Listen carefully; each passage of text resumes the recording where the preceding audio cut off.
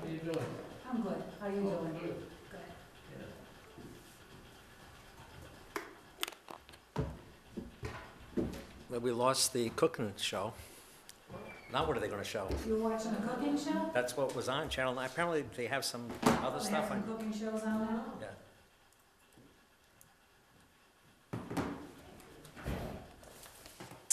Oh, we don't need this.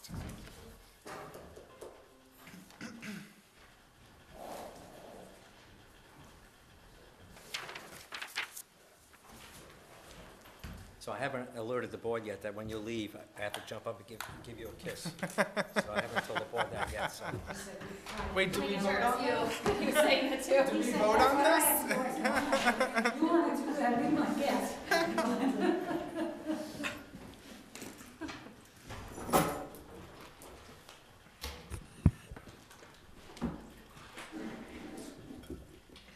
Did they place these specifically? Am I allowed to move this? I move mine every time. Oh, okay. I thought we put this. It was very. Mm-hmm. Dave was here. so- I know. In here, he moved them. Thank you. I think he might Oh, I have. just moved it. That's a, they'll come up and they'll move it like they do. I for just me. saw that last night. Usually on, not like that. I'm kind someone of a loud posted talker, that. so. Pam left a note on my desk and I saw it in the paper today. Yeah. Like Darth Vader on the recording. What's happening at that meeting? Okay. Is everybody ready? Yes. All right. Cable, we're ready when you are.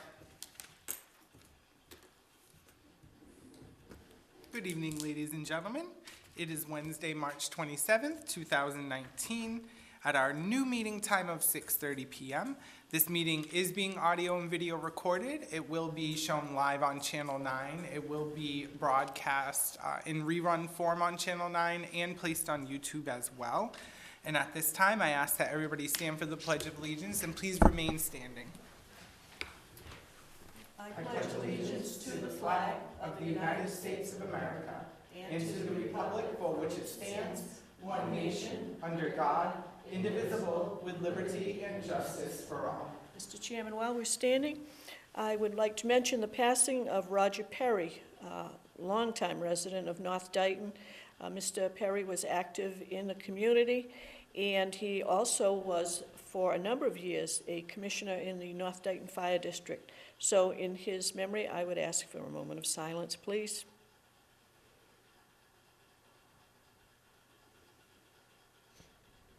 Thank you. Thank you.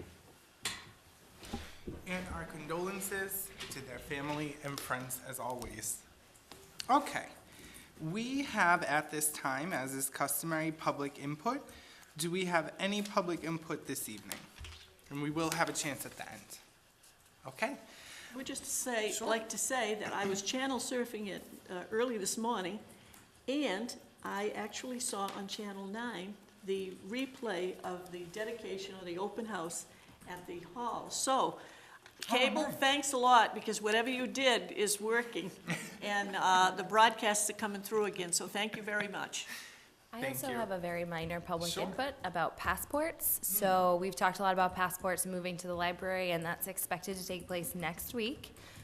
So if you're looking for your passports to be processed, you need to go to the library, and they have specific hours. Once that kicks in, we'll announce them here. thank you very much. And first on the agenda, we have a tight agenda with appointments, but we do have Sue Furtado of the nonprofit WAGs here this evening. And we are going to discuss an issue. Hi, you have the floor, Mrs. Thanks, Furtado. everybody. You're welcome. I think I'm supposed to say Sue Furtado, 616 William Street, in the North Dayton region. Thank you for the opportunity to come here this evening. WAGS is Waiting Animals Getting Support, a nonprofit corporation. A little bit of context, 3,000 dogs, healthy dogs, and twice as many cats are euthanized a day in this country. So the reason WAGS was formed was to try to make an impact on that. And the way that we make an impact, like most rescues, is two ways. We get funding and we get families. So the manner in which we do that is that we hold monthly meetings. And those meetings are open to any community. We're not regionally based.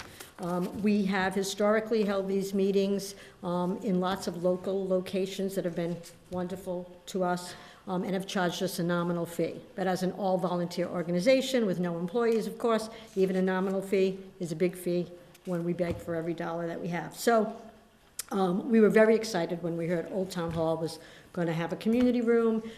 Back in the fall, I think was the first time I inquired. Stacy Ferry, actually, Animal Control Officer, let me know, not yet ready. I recontacted in January. I think it might have been Karen that I spoke with, who said, not yet, hang on to your horses. I then waited for the ribbon cutting, and following the ribbon cutting, I made contact, and she let me know she would look into the process and get back to me. The process was to come in and sign the indemnification agreement. So I came in, signed the indemnification agreement. We looked at the calendar, which was wide open, because I think I was probably the first community group, and we looked at the third Tuesday of every month from 6 p.m. to 8 p.m. And this, again, would be for the purposes of WAG's open meeting. So the very first meeting was on February 19th. There had not been a lot of advance notice because I was kind of late with posting, and it was a new location, and so I really was uncertain. I never know who's going to show up. It's no RSVP. It's open. I've had 15 people. I've had 3 people. It's open to anybody. And so I got there at 5:30, a few minutes to 6. A couple of people started, sort of swarming in, and I started the meeting precisely at 6 o'clock. At 6:05, a very well-known volunteer to me entered with her grand pup, a rescue pup that I know, Stella. And I know verbally that we don't allow animals on property. It's not news to me. And so I had to make an executive decision. And in that moment, I considered several factors. I considered that I knew this individual very well. I knew the dog just as well. I tend to know dogs better than people. I saw no risk with the dog, certainly not to anybody else in the room. She sits on the lap. She's this big. And she's been to previous events that we've had outside. She even went to an internal wine and beer tasting. I didn't have concerns. And I also, honestly, was very mindful of the fact that I know this person worked all day and traveled half an hour, and I didn't want to send her home. So that being said, I thought, I'll make the decision, I'll own the responsibility. We proceeded with the meeting without issue. Stella remained in the lap. It's a little bit comical because Stella will pay attention to whoever is speaking. So at one point, someone made the comment, it looks like is she going to abstain? Because she just, turns her head from side to side. Doesn't say much of anything. And then at 10 of 8, she alerted. And it was surprising to me because it's the first time in a year of knowing this dog that I had heard her bark. And it was because the door opened. The door opened, Building Commissioner Aguiar was entering so that he could close up shop. So he entered, the dog barked. He walked over to the dog and presented his fist. He petted her around the head, said she was cute. I'm not sure what he did. I'm assuming probably turned down the heat or something. And then he said to us, you guys are all set. Just please, when you leave, pull on the door and make sure that it's locked. I thanked him. He left. We then wrapped up the meeting, unplugged my laptop. We all exited the building. I pulled on the door. It was great. Everybody commented on the new space, and off we went. I drafted a post to thank everybody because it had gone really well, and I was excited. The next morning, I received an email from Town Administrator Aaron Steen saying, we've become aware that you had dogs in the building during your meeting yesterday. Which was inaccurate. It was one dog, but that was the information I'm assuming she was given, and that we had neither informed in advance that we would have a dog, nor had we asked permission to have a dog, and that would be held accountable for any damages. So at that point, quite honestly, my initial thought was, oh, we're gonna blow this space. I'm not gonna be able to use it again. That was my main concern. Never entered my mind that there were damages. I knew there couldn't have been damages. Her feet never hit the floor. There were no damages. So at that point I said, well, I emailed back and I said, I apologize profusely. I take full responsibility. It'll never happen again. Can you tell me if this precludes us from using the space again? I didn't hear back initially. I realized then that Administrator Aaronstein had included both Karen and Building Commissioner on the email, so I resent the email to include them as well, just so they could see my response. The next day, I still hadn't heard back. I was mostly concerned about the fact that I now was gonna have to find new space. And I sent another email saying, please, can you let me know, has a decision been made? You know, because it's time sensitive, I do this monthly. And if you want to do a walkthrough at any point, I'm available, because I was happy to walk through and say, see, there's nothing here. And I didn't hear back, and then it was Friday, I assumed I wouldn't hear back. The weekend came, and then on Monday, I actually was at my paid employment, and I was in a meeting late afternoon when I received a call from one of my board members who said, have you seen the email? I hadn't, so I went back to my office, I read the email, and the email basically stated, damages have been assessed at about $125. Me being speechless is a new thing. You can ask my husband or anybody who knows me. I couldn't for the life of me figure out what damages there could have been. But nonetheless, I picked up the phone immediately, called Town Administrator Aronstein and said, I can be there in 20 minutes, let's do a walkthrough. She wasn't available at that time, it was end of day. We made arrangements to meet the next morning. I arrived the next morning, entered the building, and it was NCIS Dayton. There were yellow sticky indicators throughout the floor for every scratch, every ding, anything in this room. I'm going to say I went from incredulous to apoplectic. I can't even make any apologies for that. At that point, I had already had my integrity questioned. I had 5 witnesses in the room who attested that they don't even know each other, so there's no conspiracy. These volunteers come from different communities, that there were no damages. Mind if I ask a question? Sure. Because we have a meeting at an appointment at 6:45.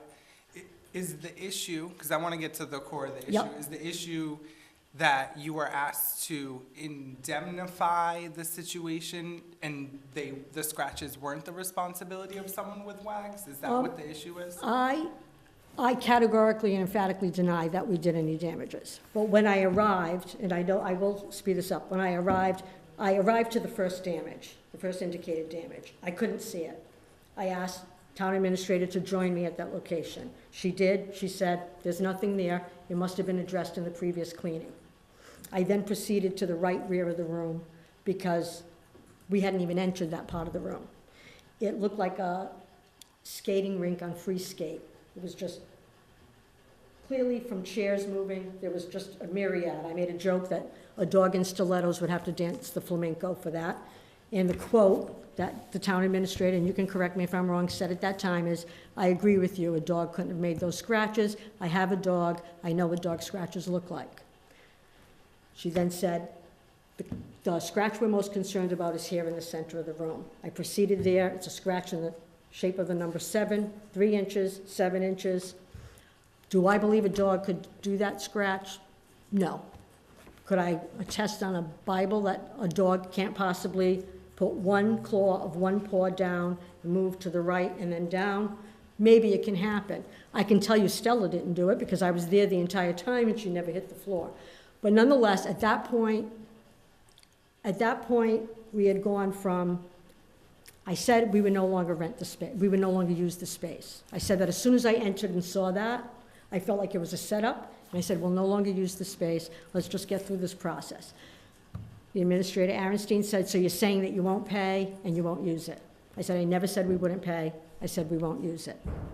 Then it was, she stated, the town doesn't want to charge a nonprofit. Well, then what am I doing here?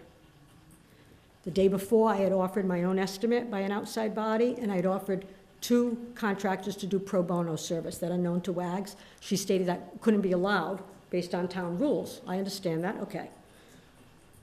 By the time I left this debacle of a walkthrough, the email I received was, if you tell us who your contractors are, we'll look into that. I was no longer willing to expose anybody else to what I felt was happening here. I was concerned. So I said, just send me the revised estimate, but I want to break down. When the revised estimate came, well, it wasn't a revised estimate. Several days later, the estimate came.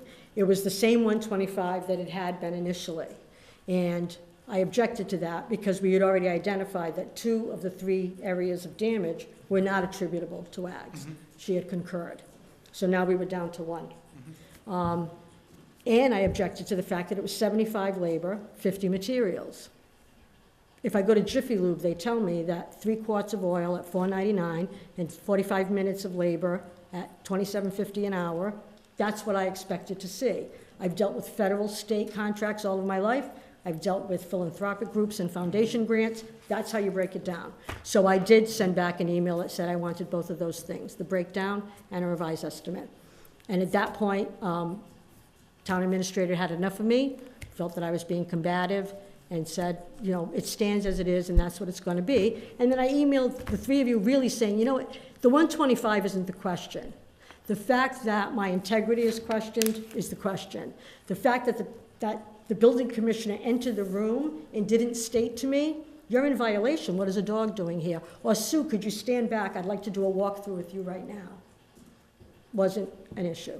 That you do a walkthrough and state, we acknowledge these damages were not done by you, but we're gonna charge you nonetheless, is an issue.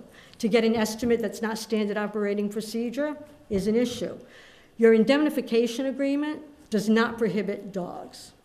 Doesn't. There's nowhere in writing for your facility use or your indemnification agreement that we can't have dogs. It does say I'm responsible for damages. Okay. I would absolutely state undeniably that if the building commissioner had not witnessed a dog in the building when he came in, we wouldn't be here and there wouldn't have been any assessment of damages. It is past 6:45, so we Sorry? have a decision, nope, it's okay, we have a decision we need to make, because we're gonna stay on schedule. Would you like to stay and we'll discuss this after our appointments, or would you, if you didn't have anything you wanted to add, we could put this on a different agenda, For, like to continue? where I have to come back? Yeah. You could, you wouldn't have to if you didn't have anything to add, because we have, like a packet of correspondence regarding the issue. Right, So it's up to you, okay. whatever you prefer. I have I no think you problem. want to say for the decision, though? Is that, Yes, I'd like to stay for whatever the decision is, so that will be today? Yeah, I mean, we Yes, we should we bring it have, back up. we have appointments until 7:30. Then Okay. we have a regular agenda, so perhaps after the Yeah, the we can- last we can agenda come item, back. we'll come back to this, Yeah, so I would ask that you Do stay. you have an Okay. issue with that? No, I just as soon have her, if you can stay, Yeah. because there's a lot of material here, and, you know, we've only heard part of the story, Correct, so. yeah. And we didn't get to So if you ask can- questions or Right. weigh in really. Okay. So I apologize, No but problem. thank you for staying. Okay, I think the rest is gonna go pretty quickly. We're doing budget work, and we're just trying to get details, because we last had some kind of budget last items stuff. we didn't approve last week, because we wanted details. So I think All right. it'll move along. So it is, and thank you, Mrs. Furtado, I appreciate that, your understanding. It is a little past 6:45, but we did start about a minute or two late. So at this time, I would like to ask the Dayton Historical Society to come up. Thank you. This is just a little information. Thank you. One of the cards we made.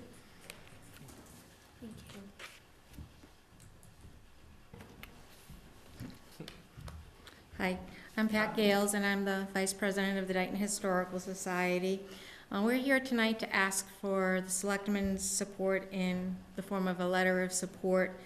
We're writing a grant application to the Ruby W. and Levon P. Lynn Foundation. This grant is to help us with some expenses that are associated with our continued efforts to maintain and make improvements to the Winslow Davis Museum building. As you know, in 2017, the Dayton Historical Society completed needed repairs through the Community Preservation Grant Program, and these repairs allowed us to reopen in the July of 2017. The members of the Society are very grateful for the community support it has received in its endeavors to meet the mission statement of the Society, which is to foster the understanding of the evolving history of Dayton through its programs, collections, and archiving of information for the community. We're applying for this grant because it'll help us to continue in meeting our mission statement. The Society is dedicated to the acquisition, preservation, and exhibits of information and materials that illustrate and document Dayton's history. This grant, if we get it, would help us continue with the building maintenance, which in turn supports the preservation and exhibits of Dayton's history. So we respectfully ask a letter of support from the board in this application, and we appreciate the support the board has shown in the past. Thank you. Thank you. And I have a copy for you. That would be great. That would be, yeah, I guess I'll just Do you want it, start. Rick, or- No, I was just gonna say, I'm happy to support this, and I think that it's a really good idea. Okay.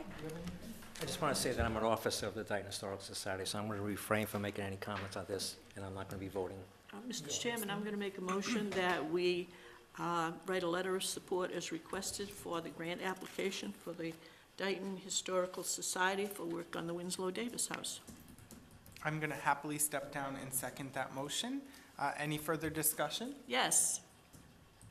Ruby, Colonel Ruby Winslow Lynn, is she related to these Winslows? I'm not No, sure. her father was Yeah. Ed. They lived right near the tracks on Padelford Street. You asked us, yeah, I thought they might be, because of Job Winslow and stuff, and all the Winslows are kind of connected, but you're from Berkeley, so you would know. I knew him. Yeah. I knew yeah. him.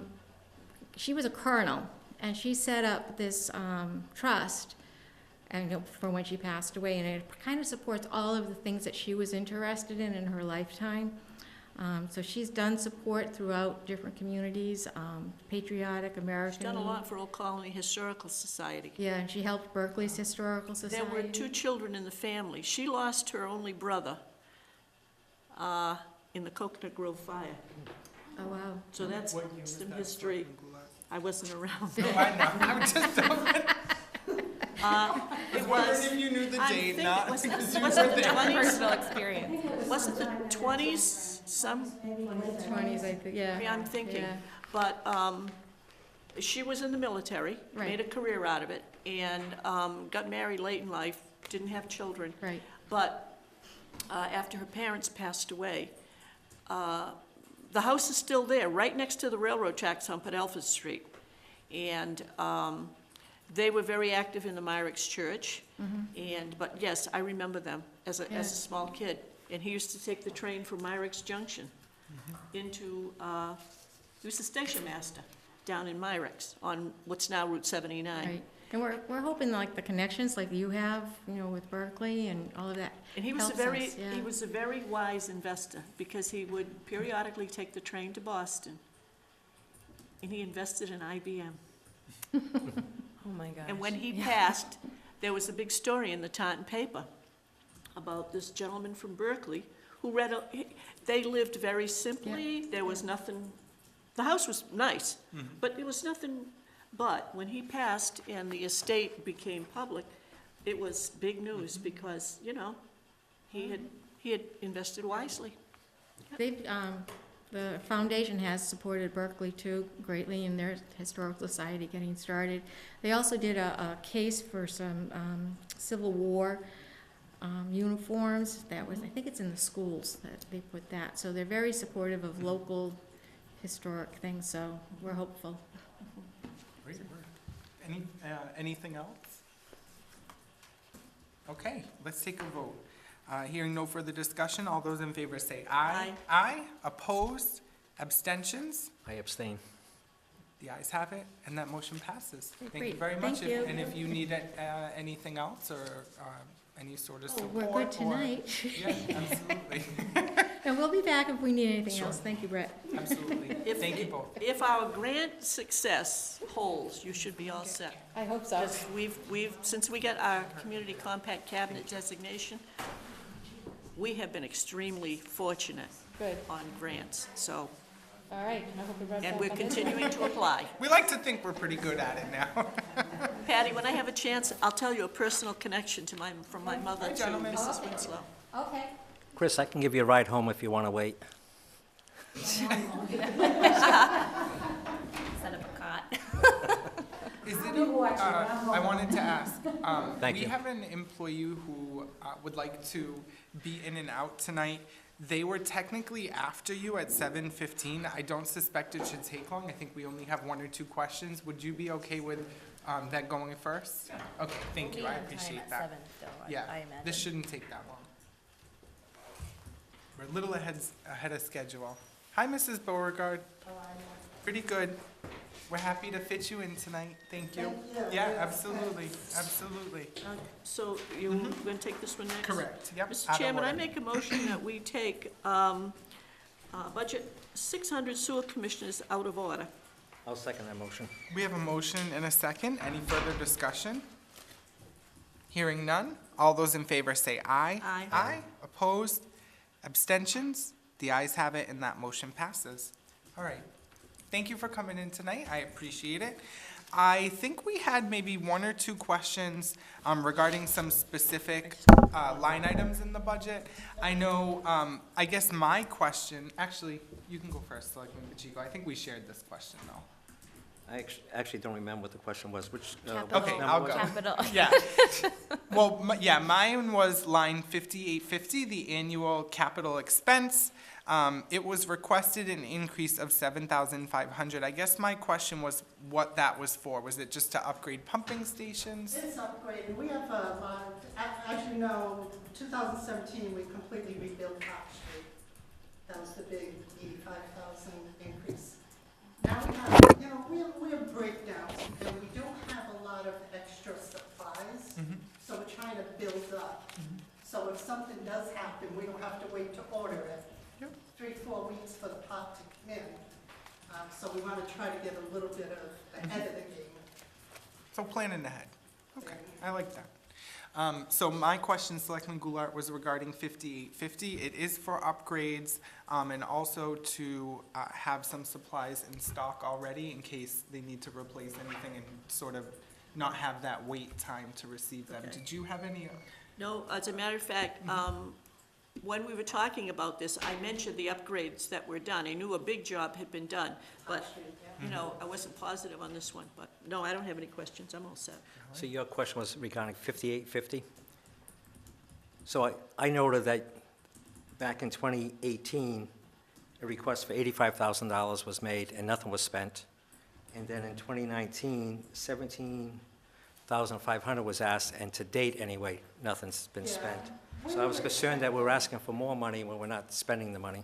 Well, it just rolls over and goes back into their capital. So we were expecting the power plant pump station that has a few issues. We've been able to correct, I don't want to say underfunded, but under what we thought, we would be spending. And that's just, like we said, it's an old system and we're just expecting to have to replace pumps and. So when you say it rolls over, so that 85,000, what happened to that money then? That didn't go into free cash, or did it? No, No, it no, goes they're back an into the enterprise. enterprise fund, right? Into the enterprise. Not the general So account, it's right? always like none of this money, or how should I say, all of this money is by the user fees. So it has, no effect on really the budget, the town's budget or tax rate. It's all, so it all eventually goes back to them in one way or another as far as we lower rates at times, do our upgrades. So how much is in that account now then? To be honest, I don't have that. I can get that for you tomorrow, probably. My concern was mostly where the money goes back. I was just wondering if it went back, and I was confused if it went to the general fund or if it went back into the sewer enterprise fund. It's the enterprise. I have no issue with it going back into that makes sense to me, And so. I'll just mention, the other thing too is, when we go to town meeting and this budget comes up, there will be a breakdown that will say so much will be from the enterprise account. Yeah, And, it's like a two-part. yeah, there's two parts to the motion, so you'll see that. Okay. And you'll see what's coming out of that account. Did you have any questions? No, I'm all set with the I'm one okay. you asked. I don't need to wait till tomorrow to get the final figure, so I'm a little satisfied. curious, though. I'm certainly not gonna hold up a vote or anything, but if you could get that to us, Absolutely. just out of curiosity, because now I'm curious. Yeah, no problem. Thank you. Just send out an email. Yeah, Just send email an would be. email. All right, sounds good. Thank you. I do just want to call your Sure. attention to second to the bottom, the Oh, yes, there was a so calculation. the Okay. indirect costs. So the town accountant calculates that, but it's based off of insurance costs. We don't have those yet. So they can't I calculate just it. want you to be aware Okay. that this will change, but Yep. it's all actual. We don't make a profit off you, essentially. So it's all actual. If there are no further and thank you for that, Madam Administrator. If there are no further questions, I will entertain motions pursuant to this departmental budget request. Mr. Chairman, I move that we approve the sewer department budget as presented. I'll second that motion. We have a motion and a second. Any further discussion? Hearing none. All those in favor say aye. Aye. Aye. Opposed? Abstentions? The ayes have it. That motion passes. And thank you very much for being Thank you. willing to come in and answer questions. We appreciate it. Definitely keep that pumping station up, because the police station. I know, that's It's coordination here. another thing for upgrades. It goes all the way down to come up. Carol, make sure everything continues moving north. It's always flowing. North. Okay, wow, right on time. It is 7 PM, so at this time, we have Mr. Taylor McDonald as well as Mr. Dennis McGee here to discuss change order number 5 for the Dayton Police Station. Did you have any, summary explanation? I did go through it. I think maybe we might have questions from this board, but I didn't know if, Their latest You wanted to summary say is, anything. right in your packet. Yeah, I did That's send what around a they're- summary at the end of last week. So that's been provided to them if you want to work off that. I gotta tell you, when we get the documents for the previous meeting, it was like, wow. So that's why we were looking for a summary. Yeah, it's about 270 pages. Yeah. like reading. 229 to be exact. So Someone read that. this is, we can handle 3. Yeah, makes it a little easier. So I didn't have any particular questions on it. Selectman Pacheco, did you have any questions? Are we talking about, we're going to go over each individual change? You can use your time however you want. Change order, proposal number 12. Yep. I see that that's replacement for the cell lights. So how did that happen? So the lights that were specified didn't fit in the grid. We tried different, we actually got samples from the manufacturer, got them sent in. They wouldn't fit, no matter what we did. It was just an odd situation. So that was a specified fixture. That's what the electrician bought. So we had to buy different fixtures that would fit into that system. So it was to replace those lights. So we bought those lights, though? Yes. And where were those lights? They can be turned over to the town. They were turned over to Yeah. the town? That's my question. Selectman Goulart. Since we talked about lights, and I don't believe this is on here, I just happened to be at a meeting of the Aggie School yesterday, and there was a presentation.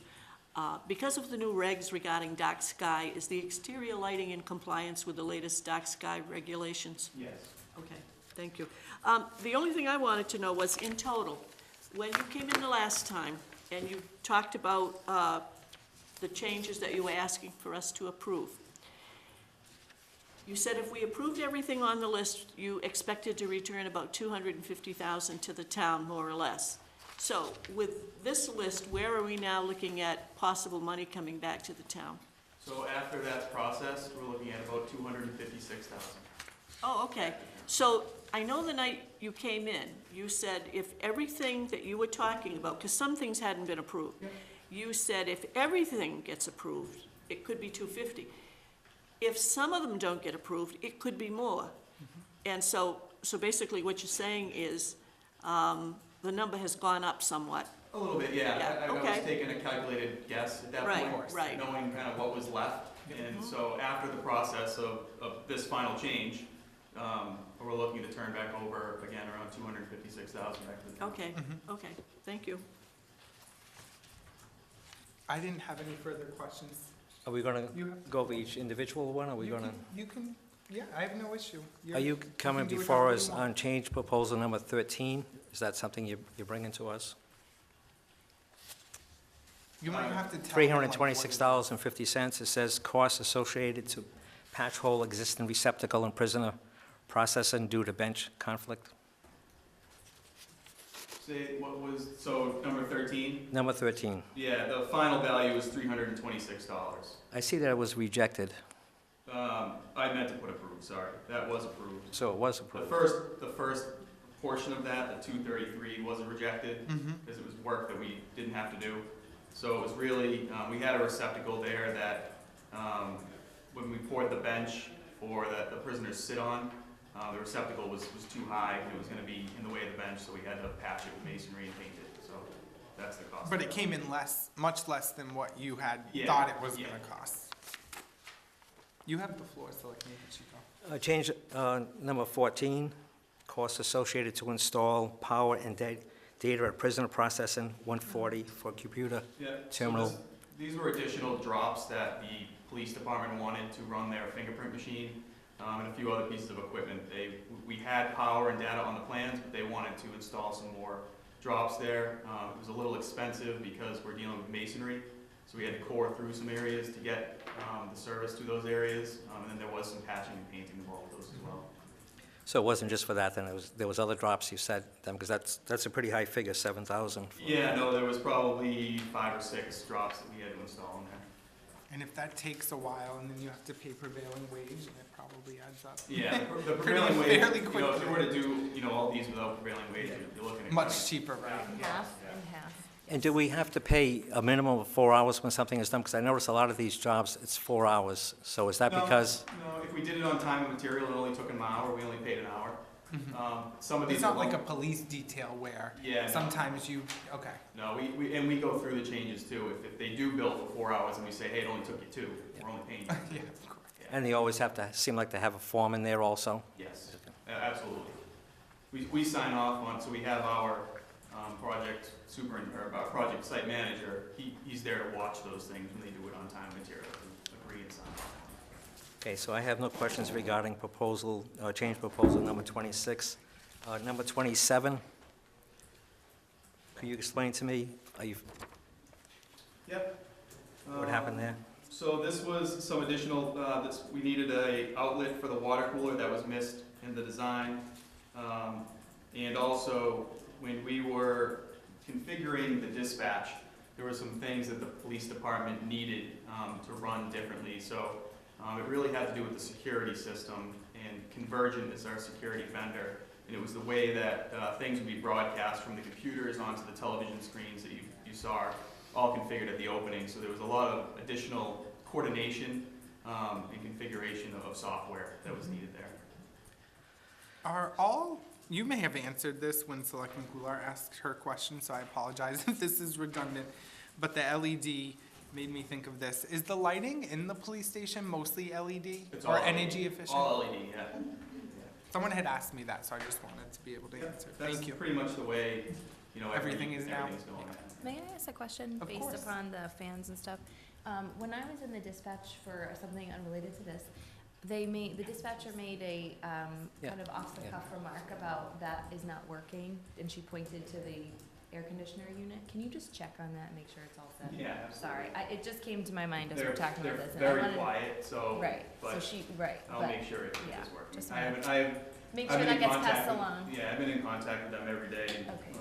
Oh, so the- maybe it's the already P- fixed. Yeah, the PD hasn't brought it up to me, but I'll check. All right, thank you for that. I'm sorry. No, don't. And we do have a 1-year warranty on the whole building, Right. so we're, And I believe that most of the warranties have been passed on, but Yes. we're starting to get them for us to retain. okay. So that's good. That's a good news. That's a good thing. Speaking of LED, what was the situation with the fixtures for the LED in the men's and women's shower? Why did they have to be replaced? They weren't, believe they were not rated for wet. They were spec wrong. So we were worried about if they got damp, what would happen. So we had to change it to a damp Zap. fixture. God, that would be terrible. So who would have approved that, though? Who would have said it was okay to put those? It was during the design that the electrical engineer, he specified the wrong type of fixture. Instead of putting fixture XYZ for damp conditions, he put XYZ. So it wasn't caught in the specifications. So the town has those fixtures?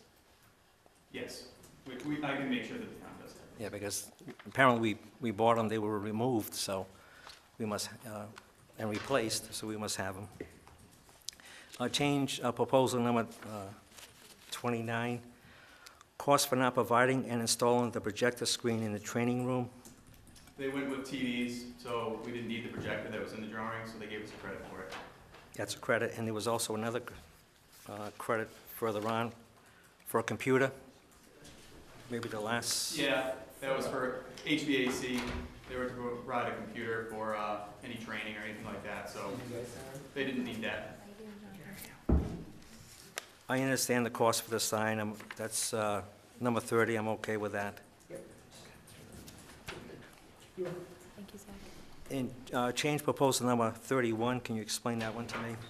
Yeah, again, that was some further additional electrical changes. The biggest one was realized when the speakers were installed on the cells, when they talked to the cell from dispatch, which is a requirement by DPH, they were getting feedback and they couldn't hear what was going on there. So we had to work with some different speakers in there to kind of find out what the right configuration is going to be to get it to work. So that took a little bit of time. That was the biggest part of that one. And they changed some of the lighting in the Sally Port, I guess they had to. We actually added some lights. They weren't in the drawings, and they're really not called for, but we put some work lights up above the Sally Port so that anybody in the town, if they're doing some work up there, they can see. We felt it wasn't good to just keep blacked out over there. I'm okay with number 32 and 33, as you just noted. This return of monies that we didn't spend on the PC. So, Yeah. I have no other questions. Do you have any questions? I do have one question, and I thought of it the other day when I drove by. There's reference here to removing the stone wall and the fence. What I thought about and maybe I never noticed this before, but I was going south on 138, and I was back a distance. And as I approached the driveway to the power plant, I thought to myself, there should be a couple of more big rocks out this direction, because a car could actually go off the road and get to that building. And I'm not trying to spend money, Dennis, but I'm looking at it thinking, if I were going south and lost control and crossed that driveway, I could get to that building in the car. That was my only thought. That came up in committee. Joe and others brought it up. And what happened was, at that point in time, we made so many adjustments, as Ken remembers commenting about. We made so many adjustments to the way the design was, that was an extra. Then we said, we need to protect not only that corner, that's where the chief's office is, and also the gas meter and everything. So we wanted to bring more stones, more straight out, and then turn. And then, of course, put a small stockade fence back onto the property line. Well, when we got the estimate for that, it was the wrong time of the year to be able to do it, and the estimate was gonna be running up to between $37,000 and $40,000 roughly, because those stones, and they get the exact same Vermont plant Right. to deliver those stones, and to install them, and it was gonna be a 12-week lead time. So that was gonna have to be moved up this spring. So we're basically asking, we're gonna be asking Mallory and you guys to think about, yeah, we wanna continue to do that, but do we hold off this, will we close this out and hold off, and then I come back and we put out a little bid to be able to find, get some money to be able to do it, and then put it out ourselves rather than have markup, and you know what I mean? So we do a little bid to do that project in the spring. So that's the way we're thinking about it. We don't want to lose that train of thought to do exactly what you're talking about. And I'm certainly amenable to any recommendations you got. As I said, it just struck me the other morning that, and we all hear on news about cars driving into restaurants and parking lots and banks, and it's just, stepped on the wrong brake, or they had a medical emergency, or there was ice. Right. And as I say, it really stuck out, and I thought, I could get in there with my car, I could hit that building. So I'm glad you've got it on the list, so to speak. Oh, yeah, it's on, spring is on, well, spring is here. Right, So hopefully. all we have to do is wait, and then, the landscape is gonna be coming back to make it, look the way it should be, and then the air conditioning mechanics will be back to start the season off right. Okay. So we're trying to fit between there and say, do we keep money, if we do have any extra money out of this, do we keep it, or do we wanna close this out and come up with a different funding source for roughly that kind of money?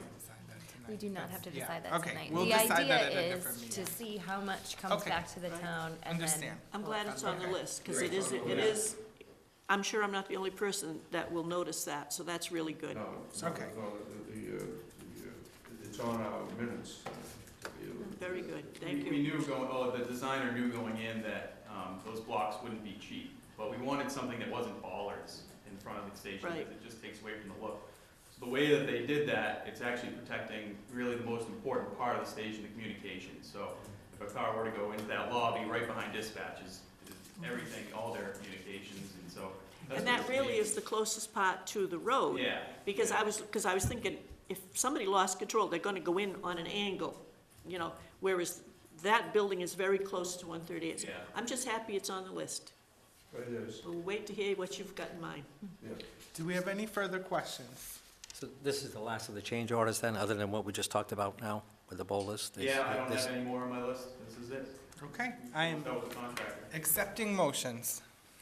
Mr. Chairman, I make a motion that we approve this list of change orders with the recommendations from the committee in the amount of $103,428.65. That, No, That's- No, it's no, no, $31,361. Read from 103 is the the total. AIA, it's This- AIA. Year to date? yeah. Okay, all right, so,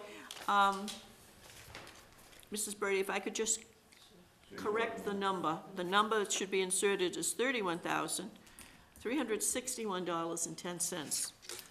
I'll second that motion. We have a motion and a second. Any further discussion? Hearing none, all those in favor say aye. Aye. Aye. Opposed?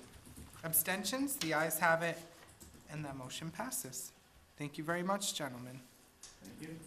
Thank you. I hope everybody enjoyed the walkthrough and. Absolutely. It was talking great. about a ribbon cutting, once we get the signage up. The signage is shipping Friday, so we should see all that up ASAP, and Mhm. it's a very good project. It came out very nice. Do you think April or May?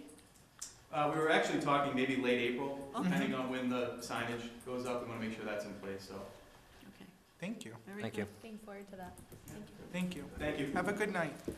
Thank you, Mr. Okay, McGee. we're a little early, but we are going to begin our discussion with the Library Board of Trustees and their budget presentation. We have our Library Director, Jocelyn Tavares, is present. Thank you, Jocelyn. I know you're busy.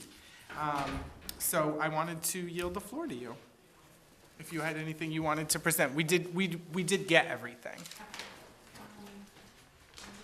just want to, And I apologize, I didn't have enough time last week I just to have like a coherent discussion on this. But I did have time to go through everything.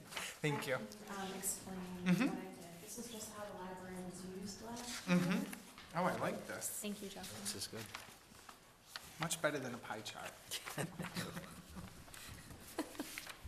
So some of the differences from this year's budget, from last year's budget I did a salary study for my line to see how my salary compared to different library directors in towns of our size. And I took it from data from the MBLC, where we report annually to them. And they group us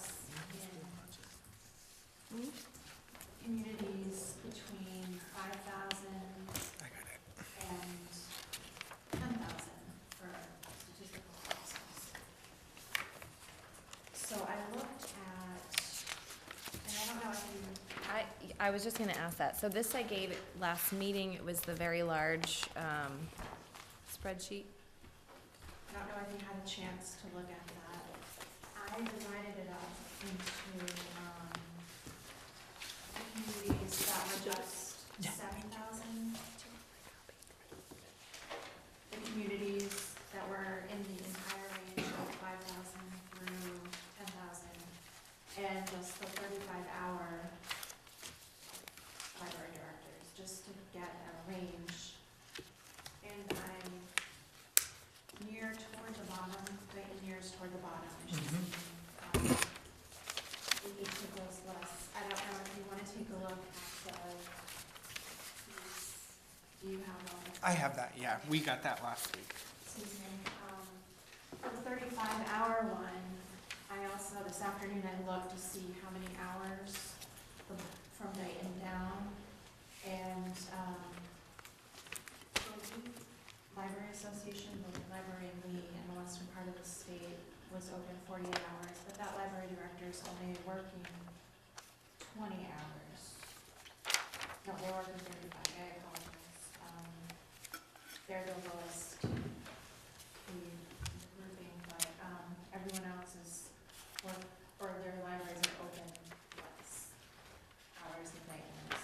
But, so I just ask for the consideration, that's the explanation for that increase in that line. Even with that increase, I really don't move up in the salary listing too much, but if you have any questions on that, I'd be glad to answer them. The other, as you know, the other areas where we have differences are a lot of the utility type accounts, like energy, water, the phones. Those are all transferred to a central town budget. However, we did, the library uses almost every penny of its budget on supplies, on books, on programming, on The kits, the every, everything. range of items. So that's why, with those items being transferred away, I did add in that money back to other line items, because we do use it, we do rely on that. And then, the materials line, what's called the books and magazines line here, is the amount reflects our percentage of what we're responsible for to receive our annual accreditation. It's 19%. And here, I believe we're in the 18% range. And I can adjust for that with our fines money as long as, I mean, that's trickled down in the last few years, but I still have some that I can contribute to that. Do you mind if I open it up to the board? Because we only have 8 minutes left, and I'm sure that everyone has questions. Is that okay? Yeah. Okay. You can start, Selectman Goulart. If you have any. I'm sorry. I didn't Yeah, mean to the put only you on thing, spot. I was interested in seeing the comparison of salaries. Because as you know, we did professional evaluations, so forth and so on. And Mrs. Aaronstein and I have not sat down and specifically looked. We know obviously know what's in the evaluations. We haven't applied a formula. We had ideas, but we said for this year, we've got to meet budget timetables and so forth and so on. So I'm glad you got that information. I think 8%, I certainly understand, this has got nothing to do with your performance. I think 8% is on the high side, but I think that I would be amenable to certainly considering more than a basic 2, and I would be looking to see how my board feels. If anyone has a suggestion, if not, then I will make one, okay? But that's what I'm looking at. I appreciate that. Okay. I feel a little bit in a pickle because I had this sort of, I don't know what the word is, philosophical framework for the budget this year where I was only going to do more than a 2% increase if the job description had changed. So with that, I haven't made a decision. I was just, that was my framework, so. Well, I tend to concur with what Mrs. Goulart had said, because I do think your wages are on the low side. And I have to look at the hourly, I can't look at the salary for the year because everybody has different hours. So when you look at the, when we look at the hourly, I think you are on the low side. So I also, I agree with what Mrs. Goulart said, that 8% is high. It's not something that I can support. But I would support something higher than the 2% that we've given a lot of others, given comparisons to different library directors in the state and in the area, quite frankly so. I appreciate the consideration, and I guess to have the dialogue is, I think if we saw data that showed that you were right in there in the mix, that would be one issue. But when we look at what has been the information, and you're not in the mix, I think there has to be special consideration. And again, we have met the requirement of the Finance Committee relative to professional evaluation. So I certainly think, personal opinion, your performance has been excellent. The work that's done at the library, and probably this should have been discussed a few years ago, and you wouldn't be the lowest. Right. But that's where I'm coming from. So what I want to ask to my colleagues is, if not 8%, then what were you thinking? Because we can do the math right now. Okay, I'm looking at between 4% and 5%, in all honesty, because I'm looking back at a couple of salary adjustments we made in a previous year. We didn't change job descriptions, but we did this because we recognized the load that was being carried by the individuals, and certainly performance, even though we didn't have those professional forms then. And they were passed at town meeting, so that's where I'm looking. Selectman Pacheco, are you amenable to 5%? I was considering, before she mentioned any numbers, 4%, Okay, give me So- 1 second. if we want to. Want to split the difference? I would be okay with that, 4.5%. So I know Okay. you just said 4, you did 5, and now you're gonna have to go to 4.5, but, Yeah. Give me 1 I second. would It's like go- an auctioneer. yeah. Do I have 4? Do I? Okay. 1 second. 4, 5, 3.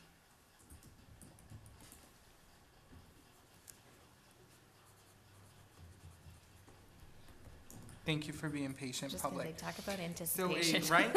Drum roll. So the total that I have with a 4.5% increase would be $56,980.92. So that's an increase of $2,453.72. And we're gonna file this for me under a one-off thing that, Special because I really didn't know. And you know what my other thought is? I didn't know what, before this documentation came to me, how low you were compared to everybody else who had your job in other municipalities in the state. And the other thing is, just in terms of being a department head, I was actually a little shocked, just in my mind, comparing the salary that you receive to run the library, which is a department in the town of Dayton, compared to other department heads, even within our own town. So I have no problem with that. So now we need to calculate the total, which would be, While you're calculating, I just also want to comment that your department is one that is out there in the community. You are required to participate in the community on a regular basis. Events, it's the type of department you're in. It's really a day-to-day, public-oriented business. I know that other departments deal with people every day, but your particular one is the traffic that comes in specifically for those services. We have many people come into town hall, and they go to different offices or one office. But, and I think also the amount of expansion that's taken place in the library program, public offerings, events, and working with the Arts Council to try to provide interesting programs. I think that's also something that I personally recognize. At times, I've been lucky enough to have time to go to some of these events. So that's something else that I will commend you and your staff for. so the new grand total that I have is 250, and this is the request, $258,079.91.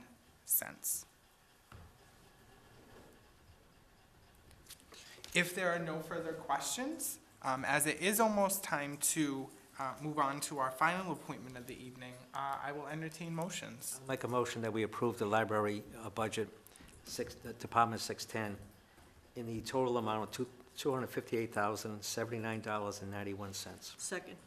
We have a motion and a second. Any further discussion?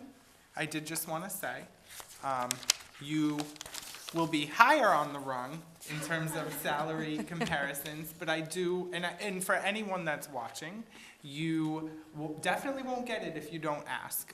So if you feel like you,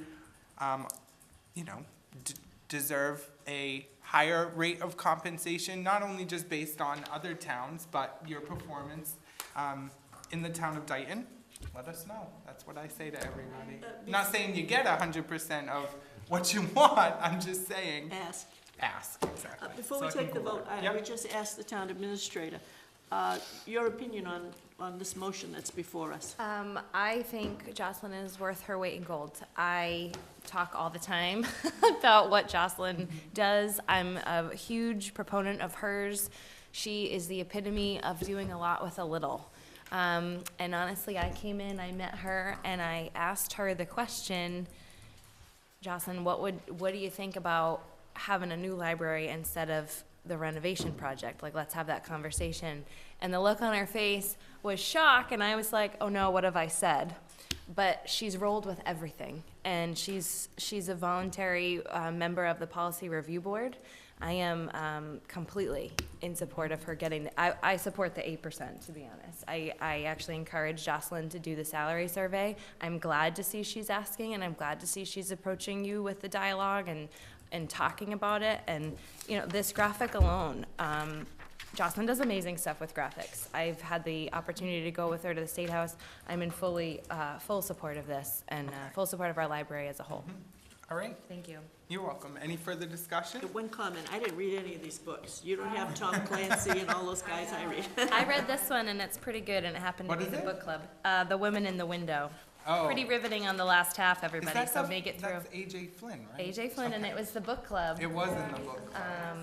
So I it get was some a of good my one. I get some of my books in my wait list on my shelf from the library. So I do. Jocelyn has me addicted to podcasts right now. Oh, yeah. Oh, we Addicted. discussed So I just also wanted to mention that I'm happy to support this because not only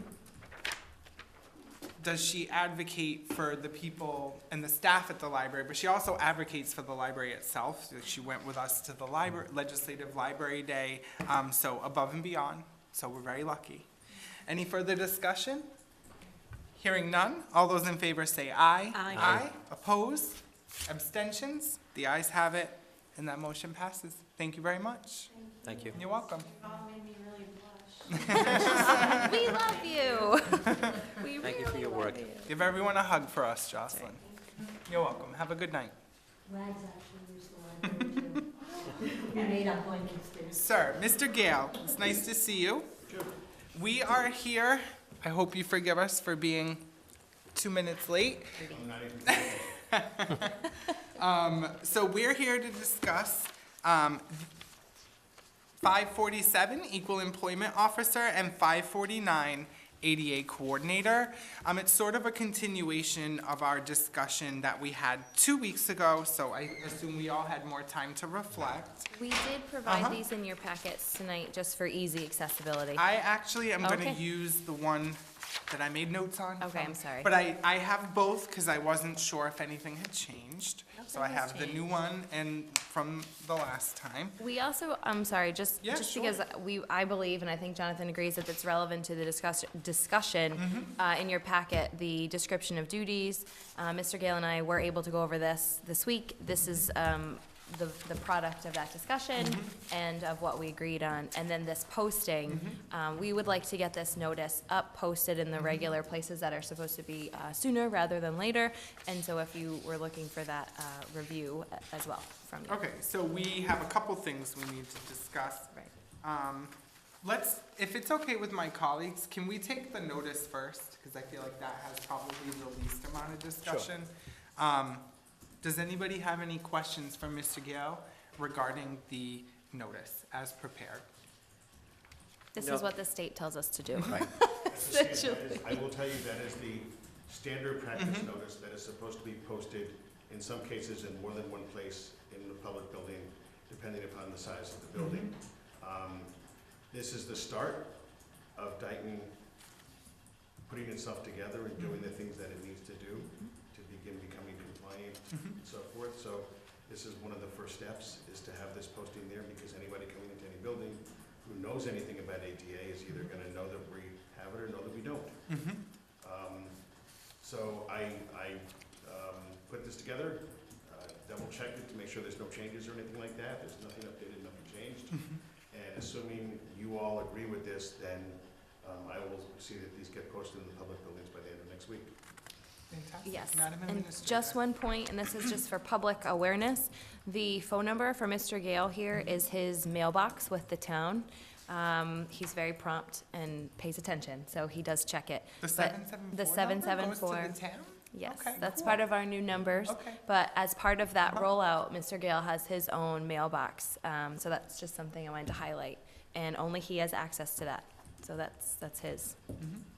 That's I it. like that. And I've also, I'm going to be going with Mr. Gales and handing these out. We've had a discussion about this, so once we get, if it's okayed, we'll sit down with you, Amala, just make sure we get all the town buildings Okay. and talk about where we're going to put these up and Sure. and that And kind I of have a stuff. bunch here of font that's a little bit larger also. Oh, and yeah, we can make it on Yeah, I've larger already size. printed out a bunch in slightly larger size so that the eye can see it from a little bit further back without having to go sniffing distance or something. I like it. I like it too. Do we have any other questions, comments regarding the notice?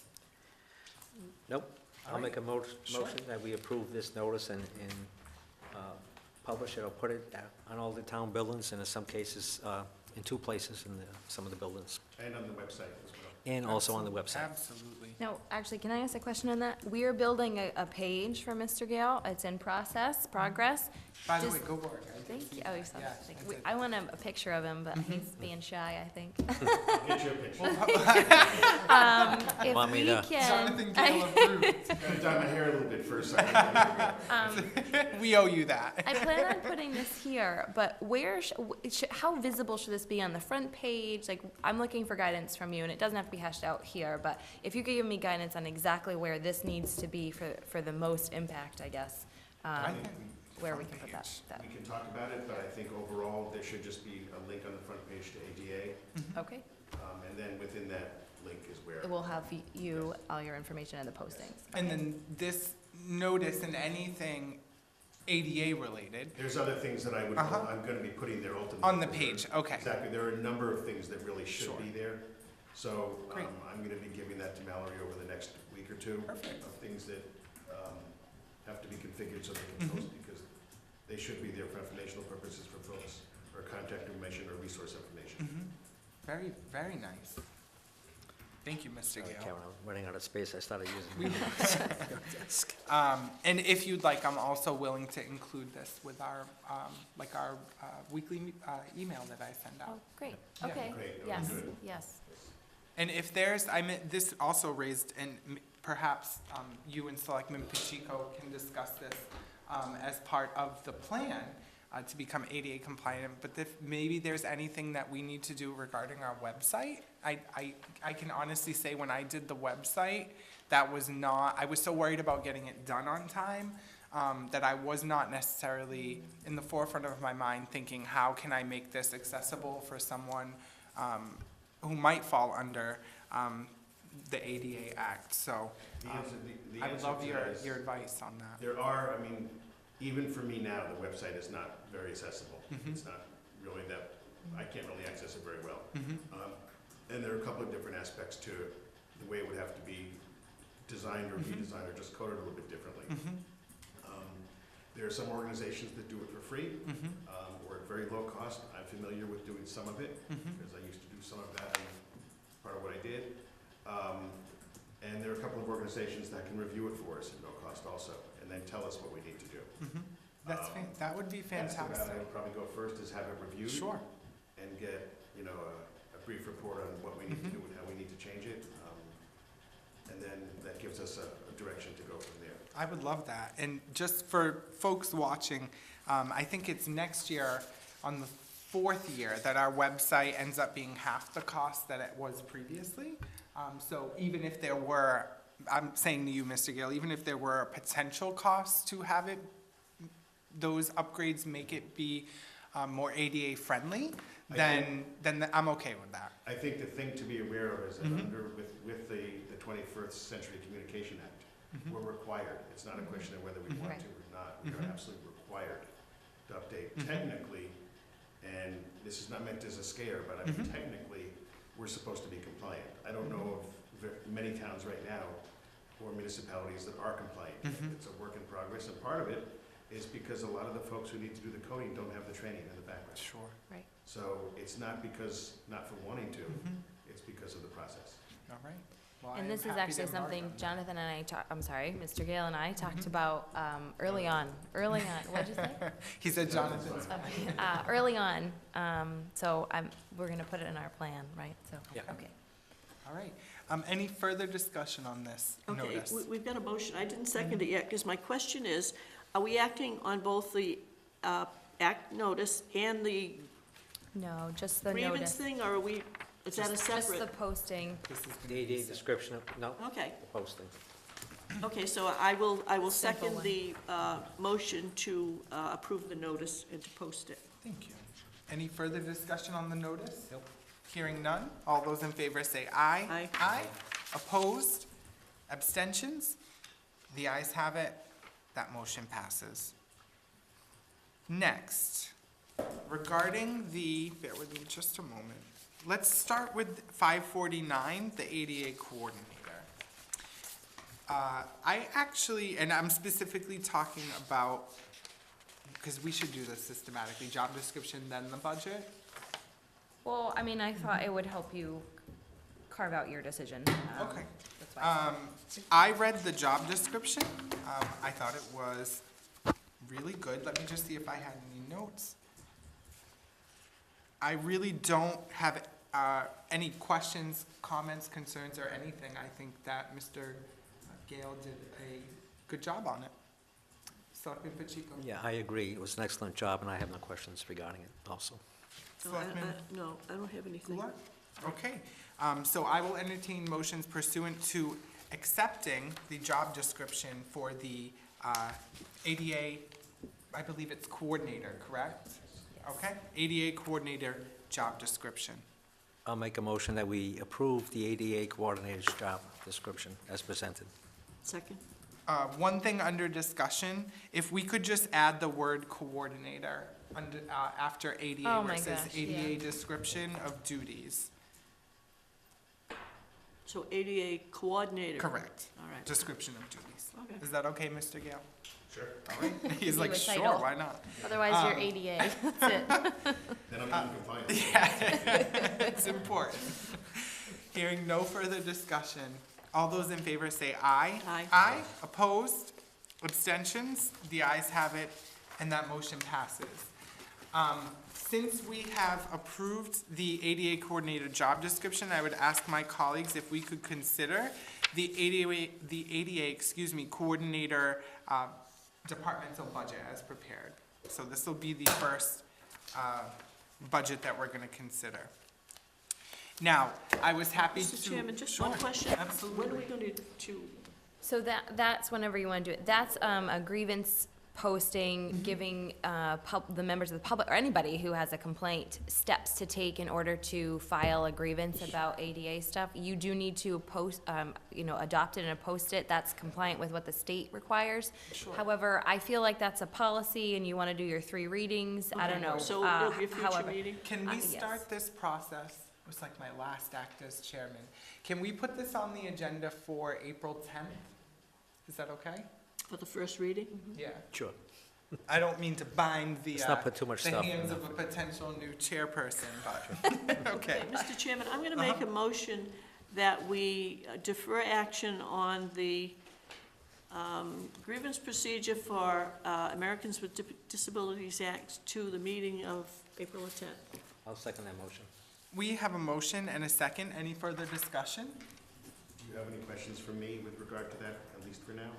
I don't actually. At this time, I might have more, but I suspect that the procedure that you prepared, Mr. Gale, is probably to the letter of the law, so I don't know how many questions I will have. It is, because I tried to change something Sure. for collective bargaining, and he said, it's fine, this is what the Yep. state says, your collective bargaining would prevail in that case, so just go with it. Happy to show you. Sure. Yeah. No, I know you know the law. I believe you. I know just want to be you sure know. if there's any, Yeah, no, well, we have them here, Sure. if you had any questions. I have no questions, I reviewed it myself, so I think that's what Mr. Gale is trying to make sure that we don't have any questions, so that when we That's do all, discuss yes. at the next meeting, Yeah, we'll be we're ready to okay, yeah. roll. So I have no problems with it, so. All right, all those in favor say aye. Aye. Opposed? Abstentions? The ayes have it. That motion passes, and so we'll start the 3 readings next meeting. Sounds good. Okay. So back to the ADA Coordinator fiscal year 20 budget request for Department 549. I'd like to open this to discussions. We already did discuss this. It's more of a continuation, but Selectman Goulart. Comments, questions, concerns? You're gonna do 549 first? We're doing 549 first. Yeah, we're doing Okay. 549 now, Okay. I'm sorry. Not in sequence. I know, we just did the job description. Yeah, Yeah, that's that's fine. My fine. fault, I'm sorry. No, it's okay. You Um, didn't know which way I was gonna do it. if you have any questions for me, feel free to. Yeah, Jonathan, it's Nancy Goulart speaking. My initial look at the budget is, that's a lot of money, wow.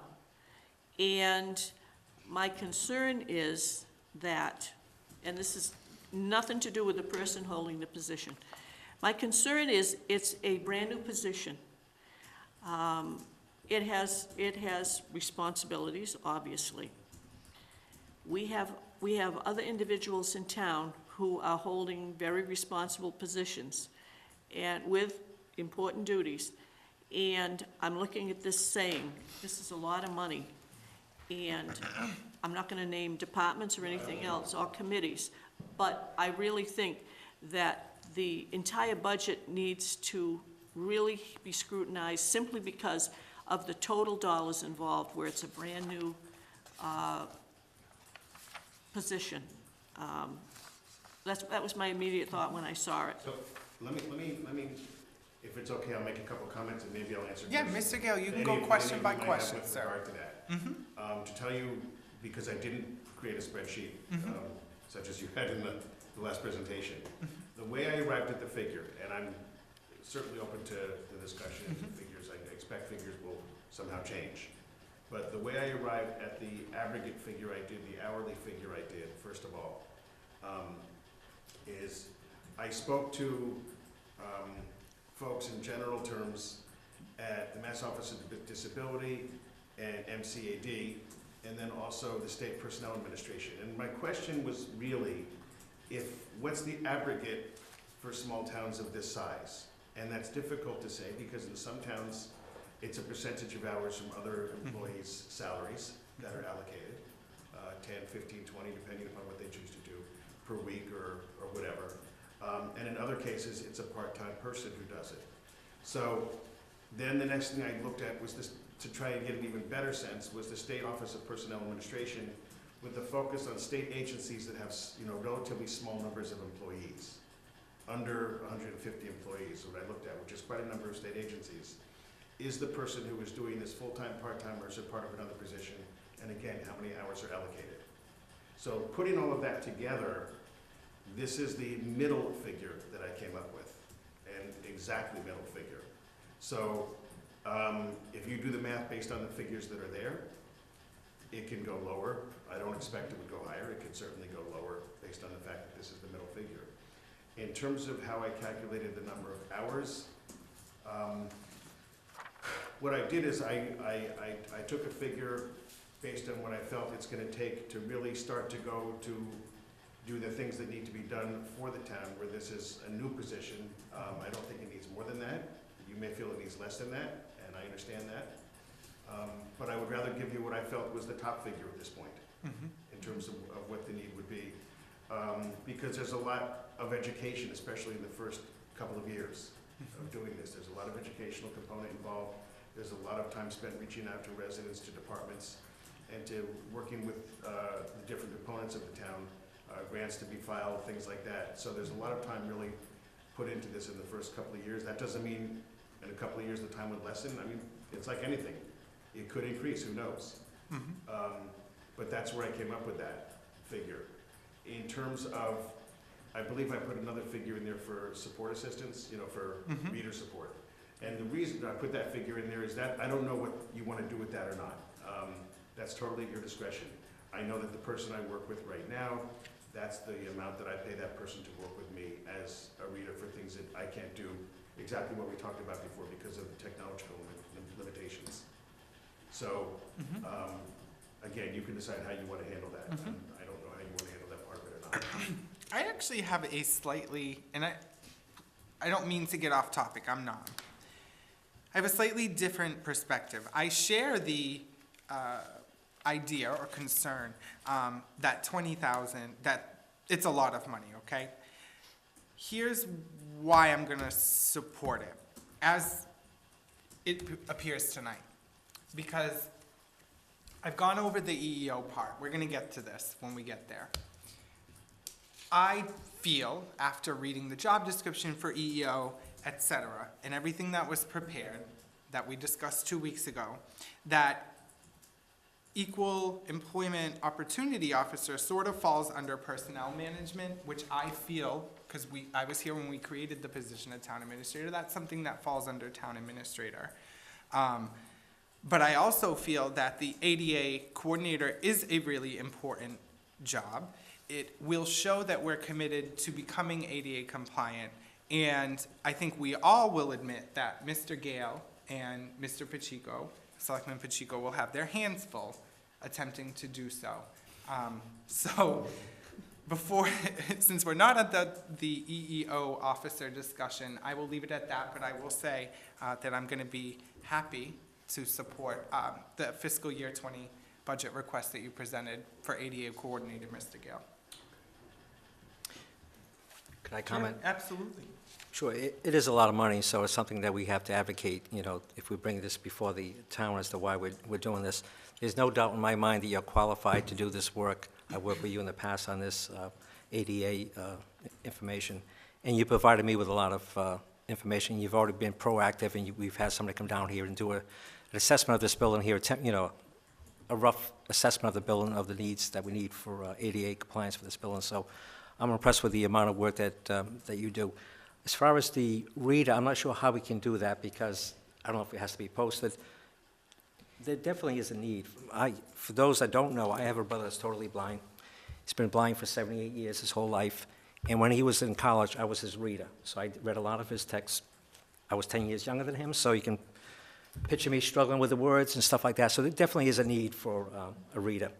I know that technology is a lot different, better now than what it was. He would tape record some of his seminars and stuff like that. So we have some technology. So I'm just concerned as to what would the process be? Is he able to hire the person they use now for other issues? Maybe.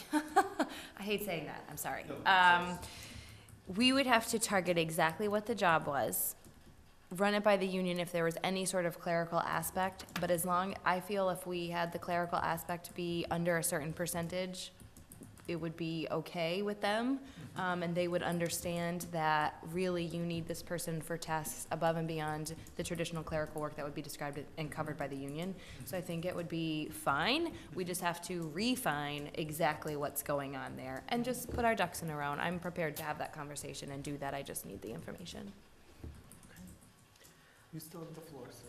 Yes, so I'm okay with the amount of hours, because I do think it's going to be 10 hours a week that you're going to be, especially once we start going, we have the assessment on the buildings in town and are proactive.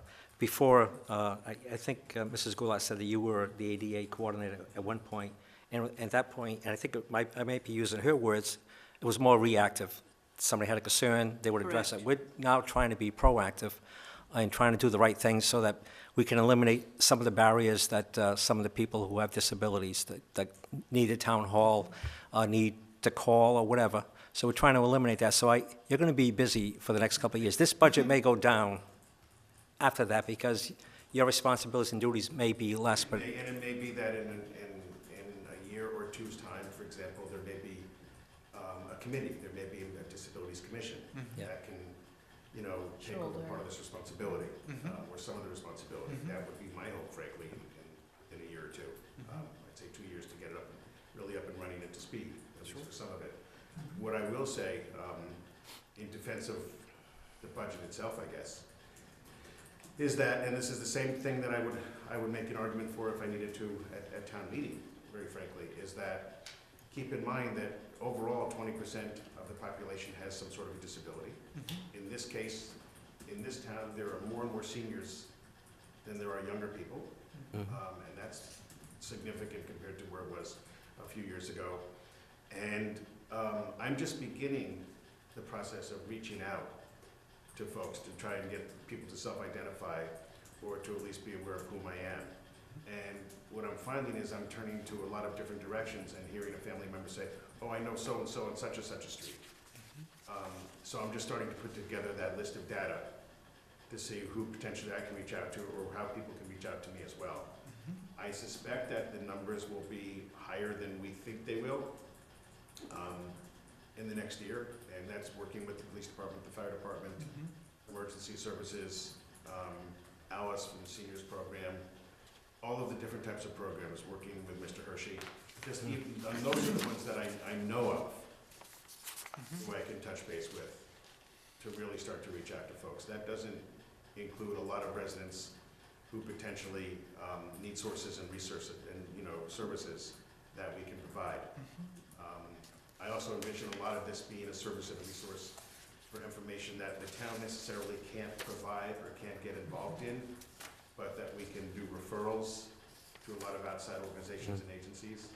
I've already done some of that, so I envision that this will include a lot of that for a while too. Okay. Do we have any further discussion regarding ADA coordinator? And I'm gonna start setting a time limit. We're already at 8 o'clock. No, it's not you, Mr. Gale. It's us. We talked to a lot of people before you. Yeah. Okay. Any other comments, Okay, questions? it's a part-time position. Why are the benefits in there that I see in collective bargaining agreements, like clothing allowances and sick leave bonuses? The person wouldn't be eligible for sick leave. Correct. I just, you know what, I didn't know what goes in there or what not goes in there, and I was trying to. So, look at how things set up. exactly, and the line for this, the assistant wouldn't also not qualify, so you're right, that should be stricken. Also, something to think about is how are we gonna pay monthly, weekly, or, I'm trying to think about Jen and what the town Well, the accountant Board and of what she would Selectmen gets require. paid monthly. Monthly, I know, I So don't there know is if you a- wanna do There's a that, but, special It could payroll be at the end of the like a month. stipend. right, but you don't put in like a time sheet, and I don't want Mr. Gale to have to put in a time sheet, honestly, because I know it's gonna be all over the place and not, Well, I think So- If I need to, I'll do whatever. some of our boards and committees get paid that way too, Monthly. because we do have some boards that are paid.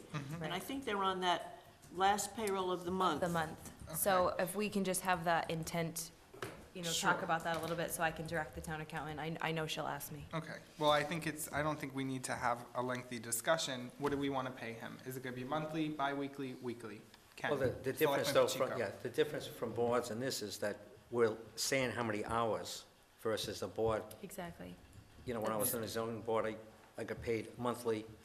I could work 2 hours that month, I could work 10 hours that month. And this is a little different, so I don't know if we have to treat this differently because it is 10 hours. It's gonna be asking for 10 hours a week. Now, Can I'm we not, first decide on the budget, though? Can we just get the figure, and then can we vote on this? And then we can discuss. Yeah. so we're We- eliminating, We're getting sidetracked. sure, we're eliminating $2,340 from the budget? Is that what you said? No? No, No. no, 350, so 350. lines 51, Okay, those- 52, okay, those- just 51, those two, 56. okay. $25,690 would be minus, and that was a good catch. Thank you, I'll Selectman. make a motion that we approve the budget for the ADA coordinator, department number 549, in the amount of $25,690. I will step down and second that motion. Discussion? My personal opinion is that, again, it's got nothing to do with the individual, where this is a brand-new position, and I'm trying to think of people who are serving and have been serving in departments for certain years and are getting, do an important job, getting less money, or people who actually serve and don't get paid at all. And I'm looking at a salary of $15,000, quite frankly. Any further discussion? Hearing none, all those in favor say aye. Aye. Opposed? No. Abstentions? The ayes have it. That motion passes. Okay. Next is and I would like to limit this to 10 minutes if possible, is the EEO officer job description. And so I'm going to be brief. I pretty much already said how I felt about it. I just feel that this sort of falls under a personnel management function, which not only did the Board of Selectmen, when we did the town administrator's job description originally, have in there, but also, I believe, was sort of enshrined in a bylaw that was voted on at a town meeting unanimously by residents. So my preference is not to have this job description and not to have the salary for the EEO officer, which was also part of why I was happy to support the ADA coordinator budget. So that's my 2 cents. Selectman Goulart. Well, obviously, the same two things, the benefits are out. And again, I'm only looking across the board at parity, and I think the salary should be less than $10,400. The combined positions are over $31,000, and they're brand-new positions in that now they actually have job descriptions and duties, and somebody will be filling them on a regular basis, as opposed to what we've done in the past. So that's my only thought. I'm still thinking of people who are either have been performing duties for a long period of time that are not being paid this amount, but they put in a lot of hours, or people who actually serve and do a lot of work and don't get paid at all. So I would strike 5152 and 5156 on this anyhow, but I'm looking for a smaller amount than 10,400. I think there should be some salary there. I don't want to eliminate it completely. Selectman Pacheco. So if we do eliminate the salary and we don't approve the job description, how does this get done then? By me. We seeking, She's already I managing do it the anyway. person. I mean, Jonathan and I, we've had one case that this fell under. I believe we did work very well together. We had a nice little process going on. So I'm involved anyway. I'm doing this and I own this as part of my job. I do believe it is. And Jonathan knows my feelings on this. We've had a conversation about it, so it's no surprise to him. But what struck me the most is that we do have our work cut out for us for ADA, and I don't believe this should be the same person. Has nothing to do with Jonathan, nothing to Just do with in his... general. Right, what you're saying. nothing to do with his skill or his ability. He's very easy to talk to. I understand why he's a good pick for the role. But right now, I'm still going to come to you with my problem, Mr. Gale. I want him to focus on ADA compliance because I feel very strongly that we need to get to a certain area that we're not near right now. And under Jonathan, I think that we can, and we're already, as you mentioned, making steps towards that. So do I believe he could do a good job in the role? Absolutely. But at this point, I'm okay taking it as my own, and I would basically take the same steps, except, Jonathan wouldn't be part of it. I mean, it's the same process I would use. So that's my 2 cents on it. You want my 2 cents? Of course, Mr. Gale. As Mallory said, she and I have had a conversation about this. I think that Mallory and I have a very good working rapport back and forth on what we think and how we share things. My concern only is that there was one situation so far which I needed to really look into and produce a document with recommendations. That hasn't occurred in any other situations yet. There have been several situations where town employees have come to me knowing so far, because I've made the rounds with some of the departments and let them know this is one of the 2 hats that I'm wearing. And as a result of that, I've had department employees, including department managers, approach me and come to me with some extremely sensitive, either information, concerns, feelings, whatever it might be, whatever way you want to couch it, that I'm sure, and at least in a couple of cases, they haven't approached Mallory, not because they don't like Mallory, but because she's wearing the hat that she's wearing. And I think in a couple of the cases, they felt, well, because of the hat that the administrator is wearing, it's gonna get swept under somehow. Can I I, don't know that can I that's give you necessarily my the case. opinion on that? I'm sorry? Do you mind if I weigh No, in on that? No. Not knowing the specifics, can I tell you what I think? Try, I don't know what I that would is. liken this to the mom versus dad strategy when you're a child, where you go and familiar. ask mom. I'm familiar. Have you used that? I speak from experience, Yeah. unashamed. You ask mom, mom says no, and then you go ask dad, hoping that he will somehow override, or vice versa, what the other parent said. And that's honestly how I view this. I'm not saying they weren't serious issues.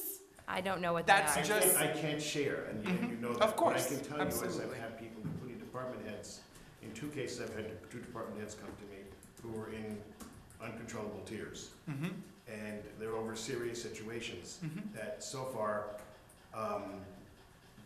one of them doesn't want to touch it, the other one I don't think will touch it because they're too frightened, to be honest. So, I think my feeling and my only concern is that, at least in the short term, there are a number of employees within the town, because this is a town that hasn't had several positions or several people in certain positions for quite a while.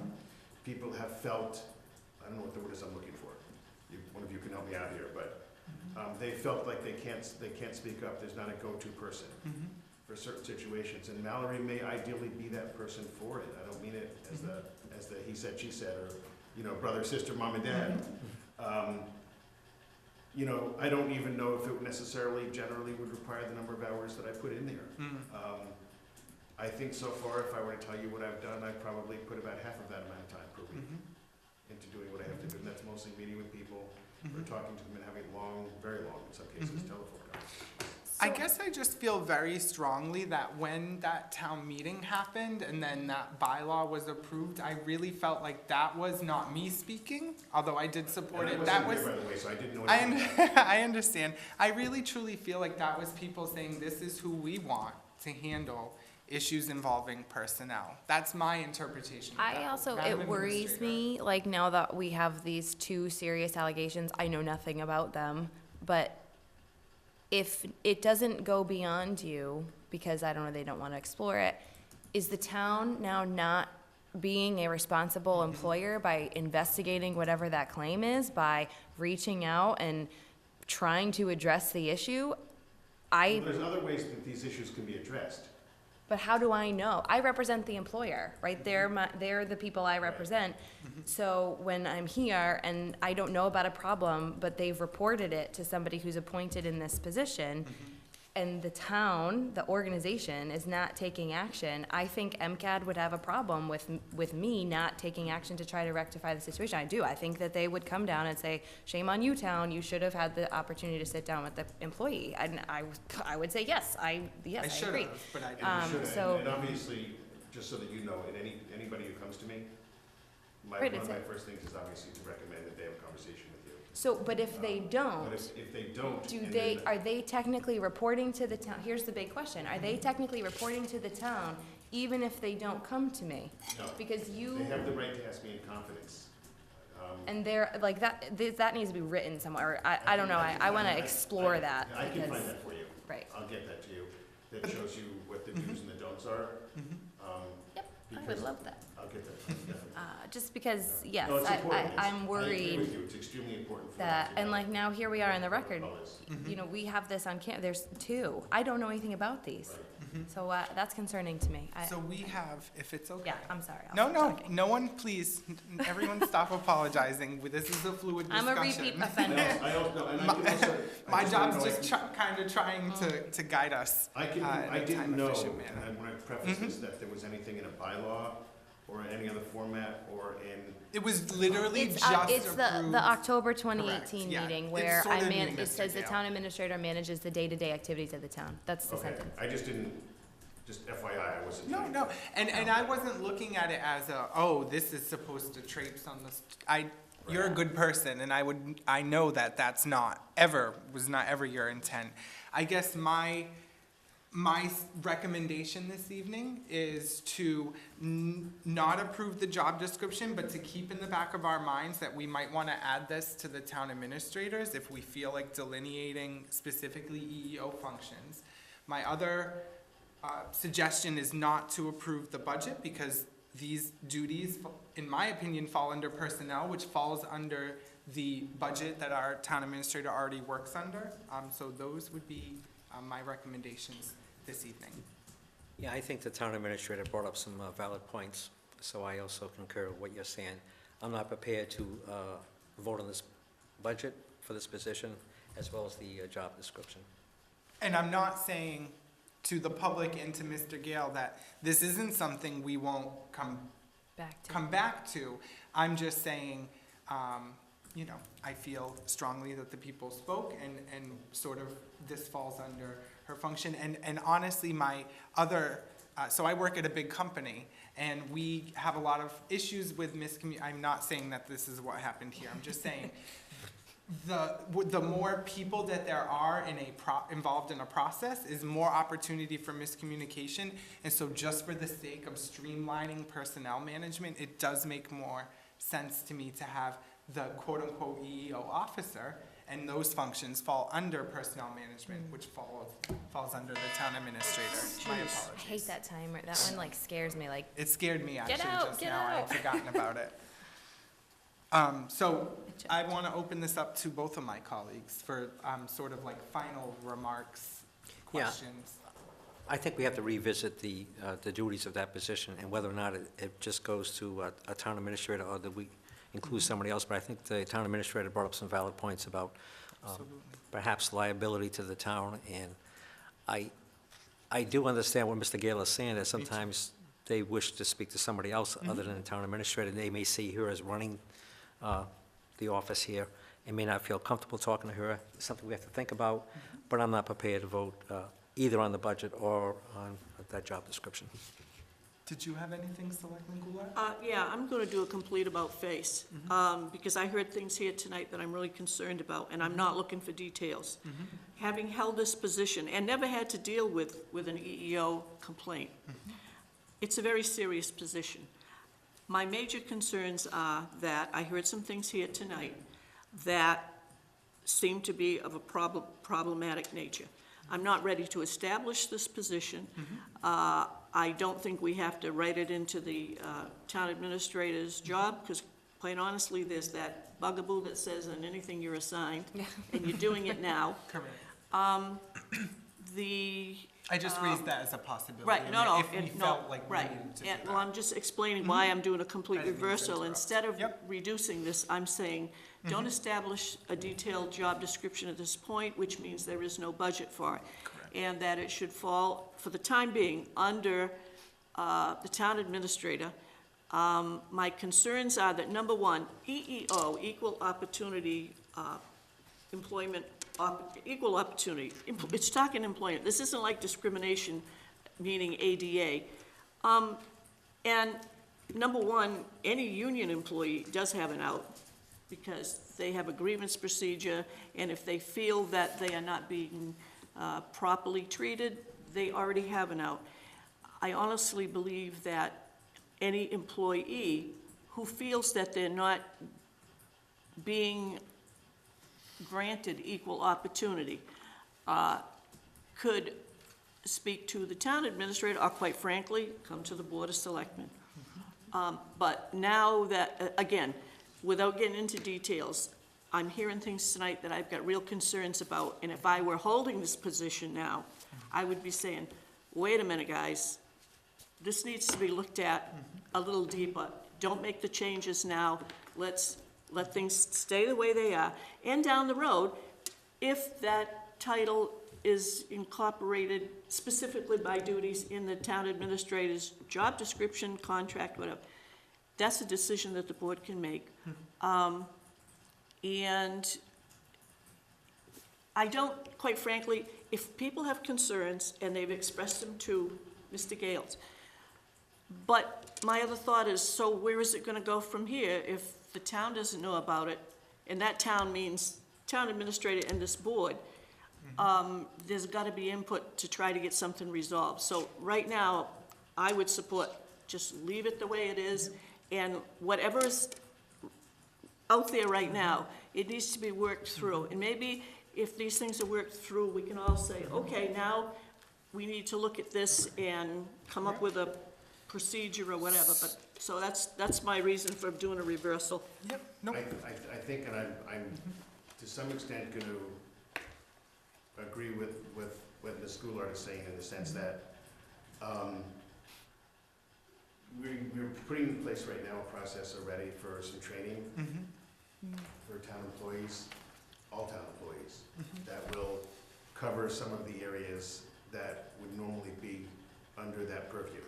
And once town employees have gone through that training process and signed off on it or completed a certificate process of it, then that would probably fall to the purview of this board and to the town administrator to deal with when things arise.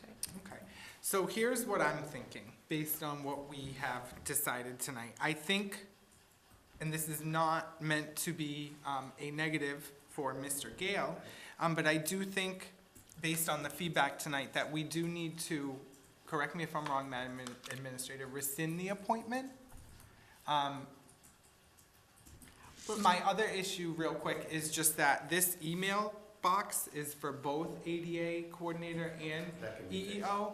Correct. I'm That's thinking a- if yeah, you that's a could have, recording. 5-minute fix. yeah, That's a you recording. could have access or something. What were you gonna say, Selectman Goulart? What I was going to say was, I think since Mr. Gale was appointed the Equal Employment Officer by the board, I think what we have to do is, number one, we don't have a job description, we don't have a budget.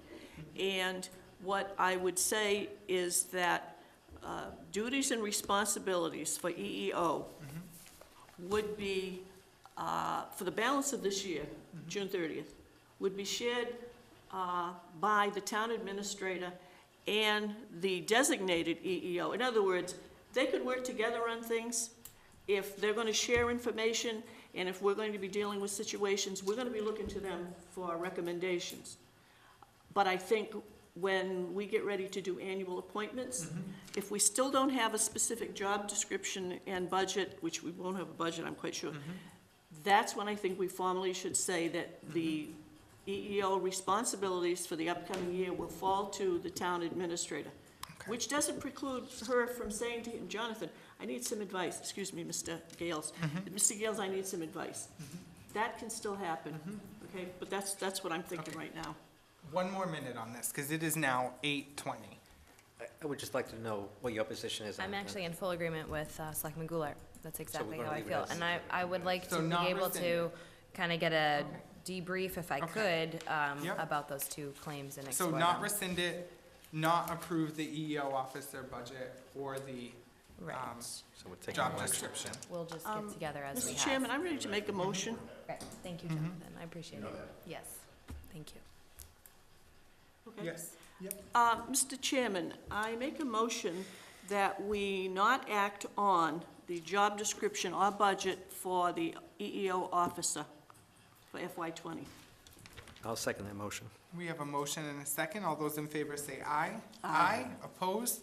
Abstentions? The ayes have it. That motion passes. Mr. Chairman, I make a motion that for the remainder of FY '19, that the town administrator and Mr. Gales, the designated EEO officer, have shared responsibilities for EEO matters through the next appointment period, which will be made in June. I'll second that motion. We have a motion and a second. Any further discussion? One comment. Where did the name Mr. Gales, with an S? Oh, I'm sorry.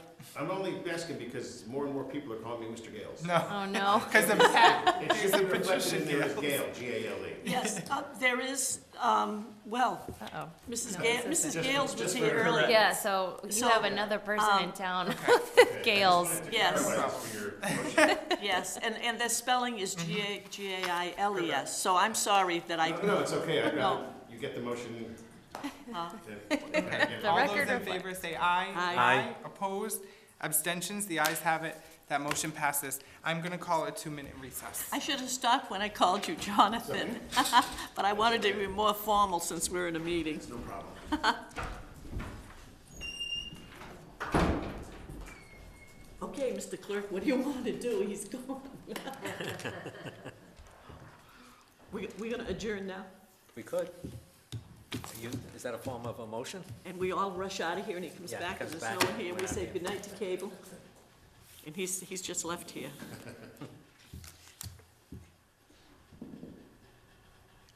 How many things are on the warrant for Thursday? Is it 14? Excuse me? For Thursday night? Is it 14 articles? 14 It's articles. 14.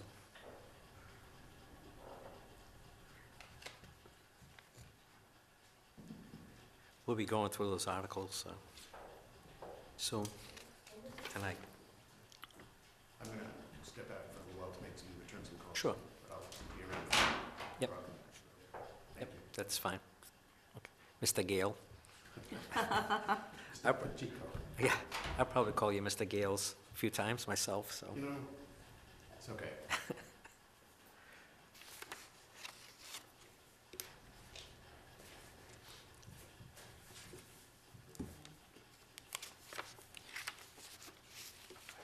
Do you wear glasses? No? You know, I took them off and I didn't bring them with me, but, and I didn't bring my phone either to take a picture of that, the Francis Dighton Monument. Sorry about that. Thank you, Mr. Gales. Gales.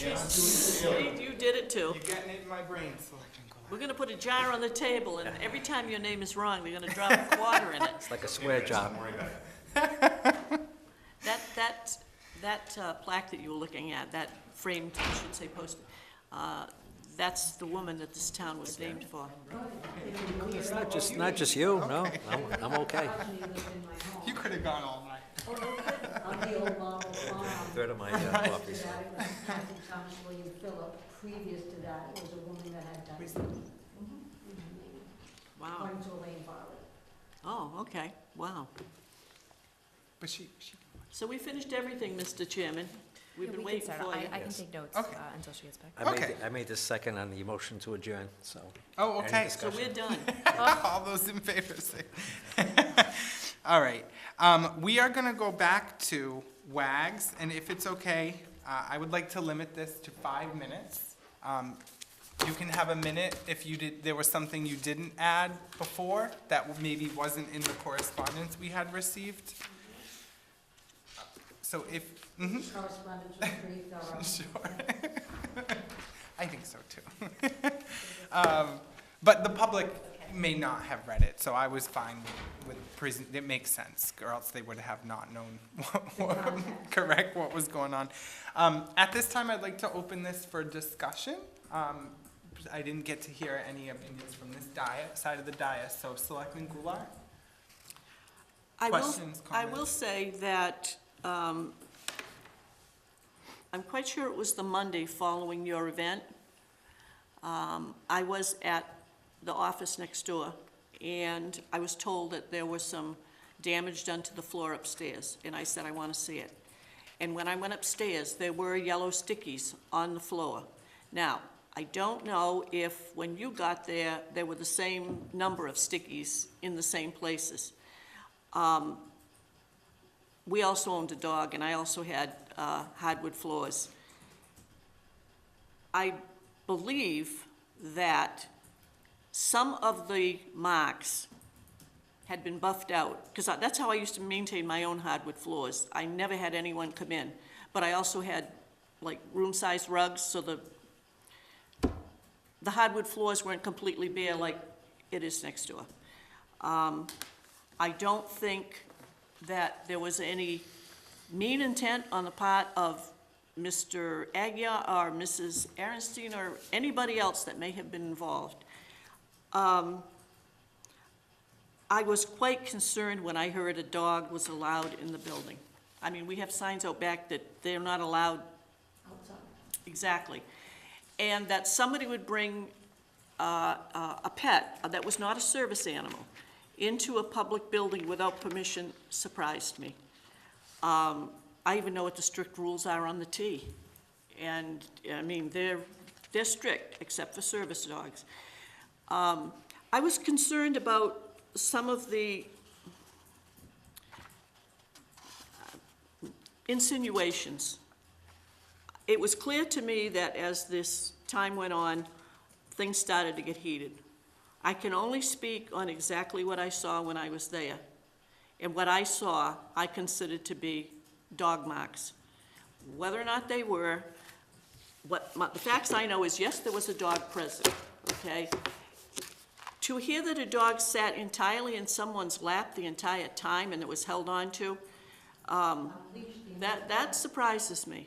Had to be very confining for the pet. But in any case, 3 minutes. my main concern was that what I saw was damage to the floor.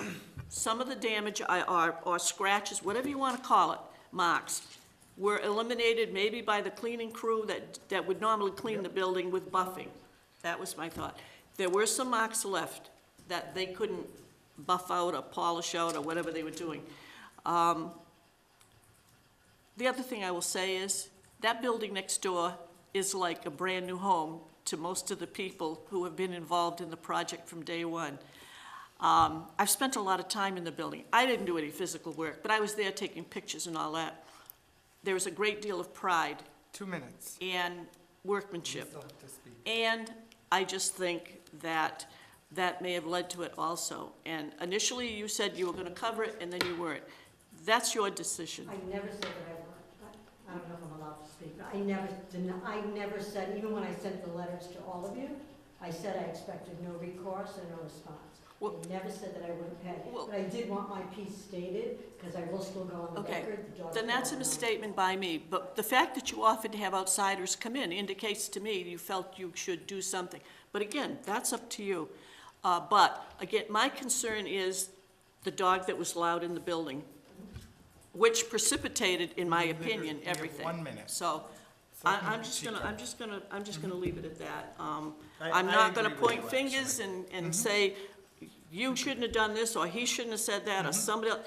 I'm not even getting into Okay, it, so we need to that's move on. my thought. Okay, I actually agree with everything she said, but what I also want you to know is, because I feel like this question was raised, if it were another nonprofit church, they had the building and an issue arose from that occupancy, I would be saying the same thing. So I do want you to know that I would be fair across the board.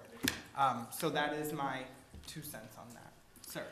Okay, my 2 cents. You've acknowledged that the dog should not have been in there, so I'm troubled by the fact that the dog was in there. However, I've seen some of the scratches. I did not see all the scratches. I didn't think that I have a dog. I've had dogs for years. I didn't think that they were dog scratches.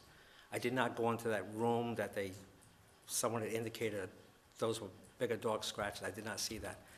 I remember being at a ZBA meeting prior to Wags using that floor, and I saw scratches on the floor. Not big scratches, and it's a matter, like Mrs. Gore, I said, buffing them out. I'm just concerned that we're going to now be assessing nonprofits monies for scratches on a 150-year-old floor. I get it. It looked great when the first day I went over there when the floor was completed. It looked great. If anybody thinks that floor is going to look like that 6 months, a year, 2 years down the road, it's not going to look. It's just a matter of wear and tear. And if the town, if we are so concerned about that floor, then let's carpet the floor and get that out of the way. So I appreciate the fact that you acknowledged from day one that the dog should not have been there, and I think it was poor judgment that you didn't tell that person to leave with the dog. I get it. It's called Wags, so it involves dogs, so somebody thought that they could bring the dog.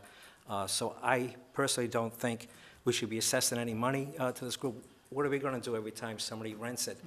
And they have a table, and they don't have rubber on the bottom of the table, and it scratches the floor. We're going to start assessing everybody. People have to be careful. Maybe there has to be a walkthrough, right? You know, if somebody's going over there to close the building, It's perhaps past time. a walkthrough.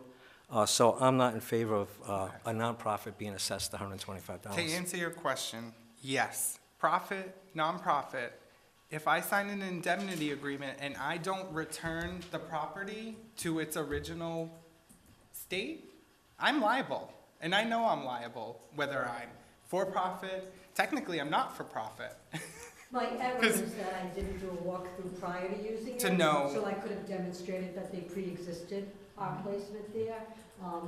I agree with the fact that if that's the flooring we chose for a community building, we should think about whether or not it should be used by the public, or whether we should have polyurethane equal to a basketball court, perhaps, like at the high school, or a shoe rack at the front door. But there are areas of that room we never entered. I know we didn't cause those scratches, and they were there, so someone's previous use did that. Again, The proper, and just to answer the question about chairs dragging and tables dragging, they make little, felt. correct, things that stick on the bottom to avoid this. So Oh, again, those rubber if cups you go that into a stick. building, and I don't even necessarily care that it was just renovated, in the sense of, if you come into town hall and you mess up town hall and you were renting the building out, that's who's responsible. And what I wouldn't do is then go ask taxpayers to pay for that, to bring it back to indemnity. That's what I wouldn't do, So personally. have we had this repaired? Can we address that Have we had that we were repaired? in agreement that several of the I don't think so, damages were not attributed to WAGs?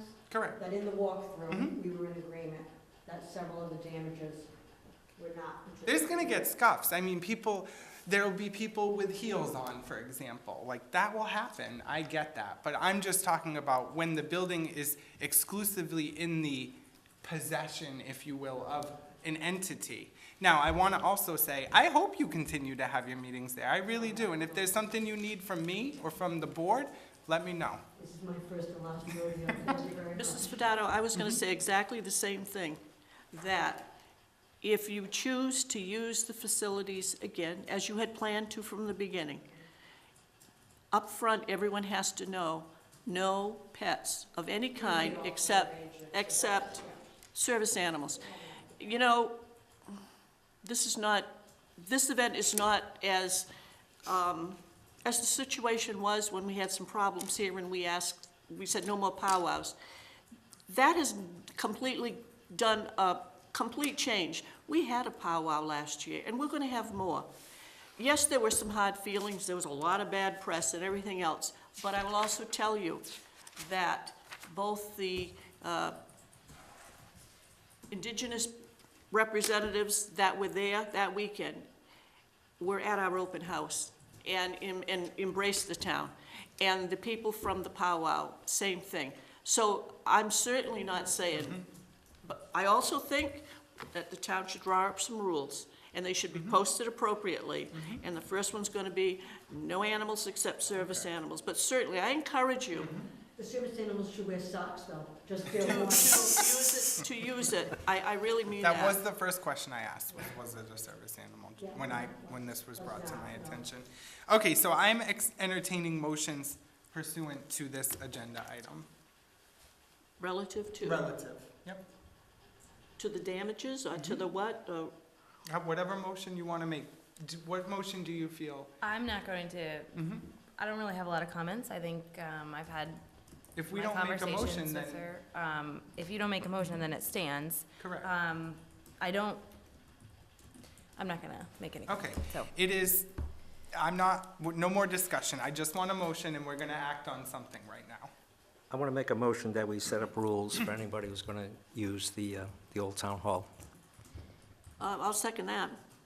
Motion and a second. Any further discussion? Hearing none, all those in favor say aye. Aye. Opposed? Abstentions? The ayes have it. That motion passes. Now we need to do a motion pursuant to the damages. I'm going to make a motion that we do not assess WAGs the $125 for the scratches that are, Who pays that if we don't? well, if we don't have assess we, them? have we repaired those scratches yet? No, I'm just No. saying, No, when no, they go to no, get that's- repaired, who's gonna pay them? So, could somebody else be assessed this too? Somebody else use, do we know, well, somebody else that uses the, Happened. So, No, we we have- don't, please, we No, I don't know. need to go back into what happened. We just need a motion as to what is going to happen. I made a Who is motion. going to pay this? Is it going to be the taxpayers? Are we Right. gonna leave the scratches there, or First is of all, WAGs my motion gonna hasn't pay been this? seconded, right? I made a Mhm. motion. that WAGs not be assessed, a nonprofit not be assessed $125. Okay, I'm looking, I want this settled. We aren't gonna take her to court over this money. We aren't gonna send the bill collectors or attach her property. I'm,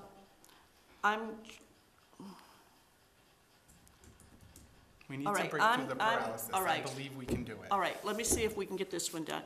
I'm gonna make a motion that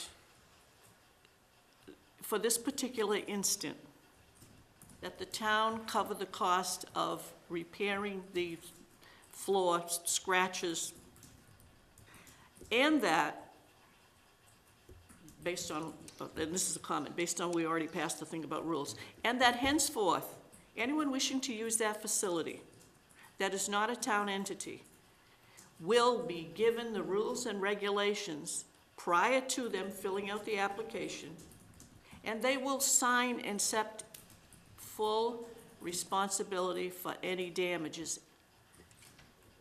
If that's seconded, I'll give you the rest of my thoughts behind it. I'm going to second that motion.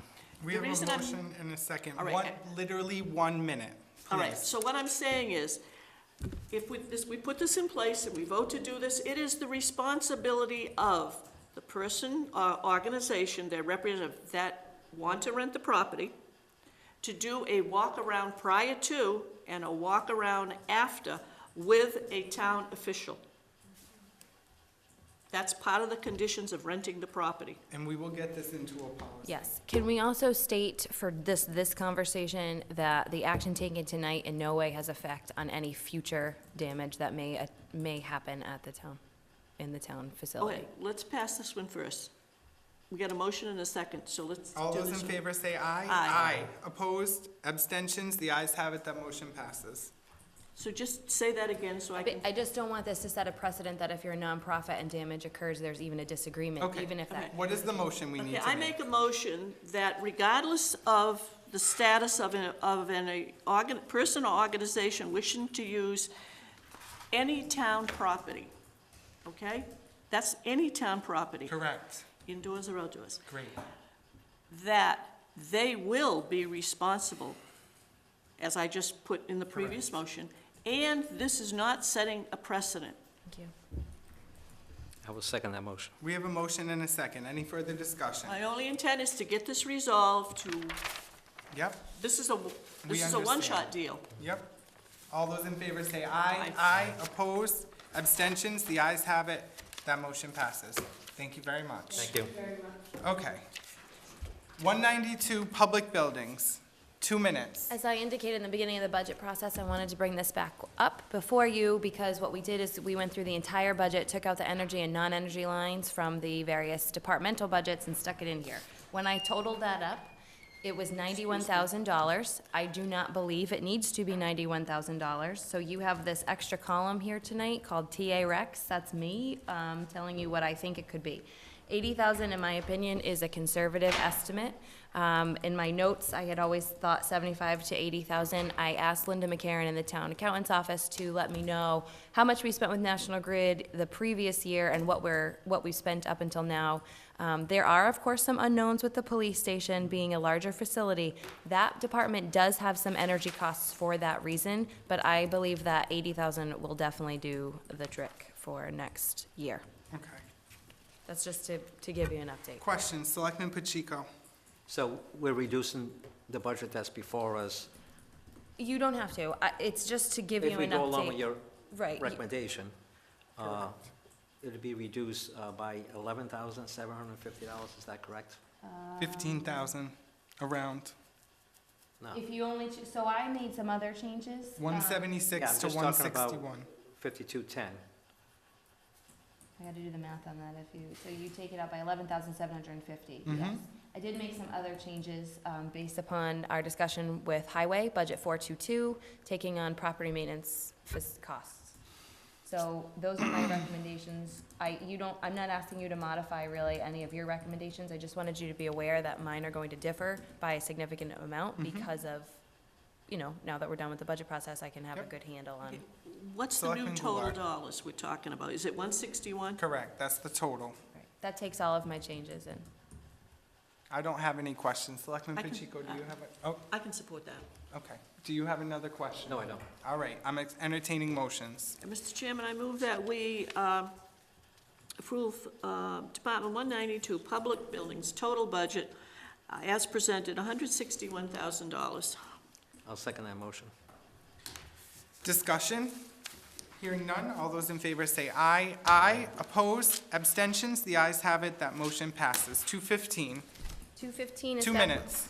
you won't even need it. Back before you because Great. the formulas weren't lining up in your printed out copy. These are the updated percentages, changes based upon the accurate figures for IMC software and payroll. Okay, Selectman Pacheco. I have no questions. Selectman Goulart. Move to approve the 215 Communications Department budget in the total amount of $387,842.09. I'll second that motion. We have a motion and a second. Any further discussion? Hearing none, all those in favor say aye. Aye. Opposed? Abstentions? The ayes have it. That motion passes. Do we need to do 300 education? Can we put that off? Because I think there was some. So the, Yeah, hope well, we don't also, so the hope was that you had asked for a budget narrative, so, with a pie chart and all of that. So the hope was we would finish our, But we can't. here 'cause we tonight. don't So, have that. I know. Okay, so we'll. so You we'll- could do the we'll other skip two. 300. Mr. Chairman, I'm willing to make a motion that we approve the assessment for Bristol County Agricultural School. This is the operating assessment that has been submitted, $62,925. I'll second that motion. We have a motion and a second. Any further discussion?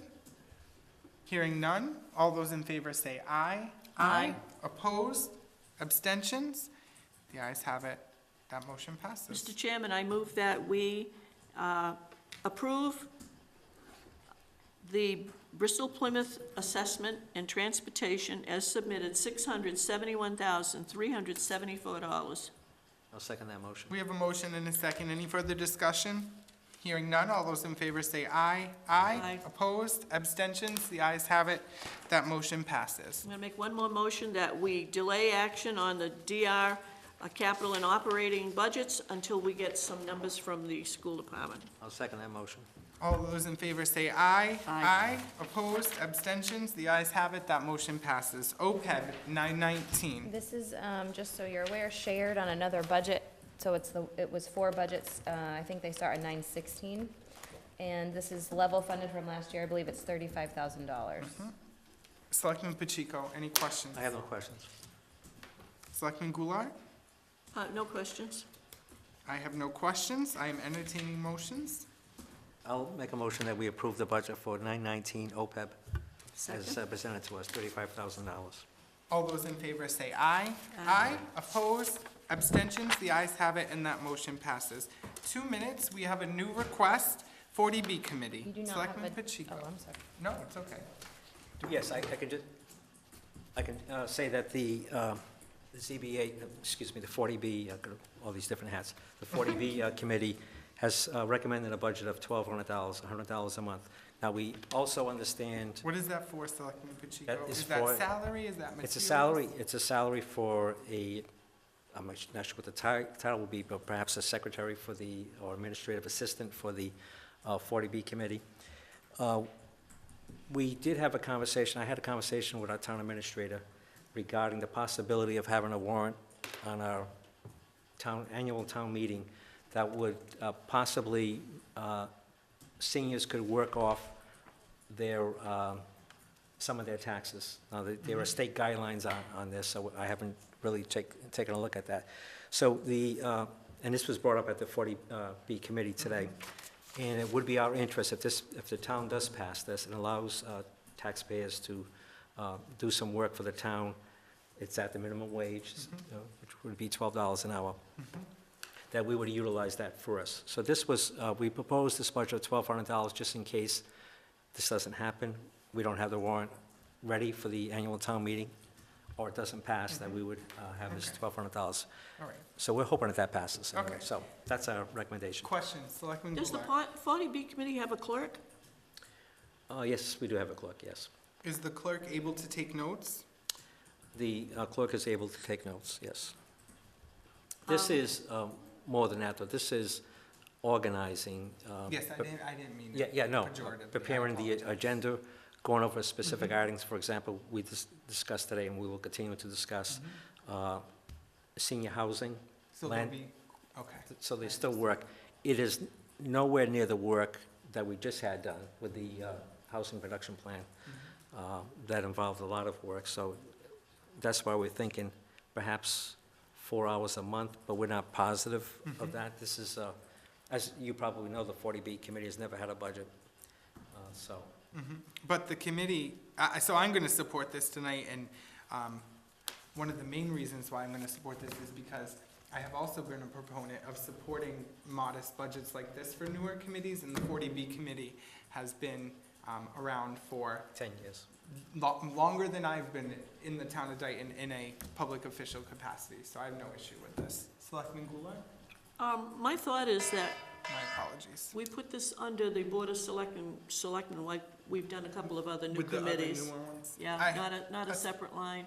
And that way, if we come up with a work-off program, and if not, and they need some money for something, they can come to the board.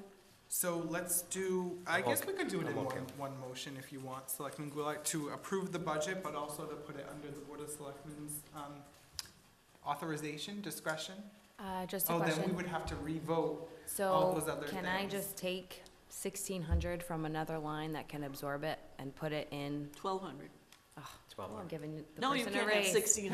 No, not So 16. 1,600 is another committee in there, I'm sorry. Did you see Ken 1,200 was like, yes, Yes, you can. Can I just That take sounds 1,200 from another line, Mhm. throw it in there, that line, that way Yeah, I'll work with the town accountant on that. Okay, thank you. yeah, thank you. No, that's a good idea. So I will make a motion that the $1,200 requested for the 40B committee be a line in the Board of Selectmen budget. I will step down and second that motion. Second that motion. Any further discussion? Hearing none. All those in favor say aye. Aye. Opposed? Abstentions? The ayes have it. That Do I motion need to passes. abstain since I'm on the, I'm going to abstain only because I'm on the I 40. think I did that on the Green Community Yeah, so I'm Committee. on the 40B committee, Mhm. so.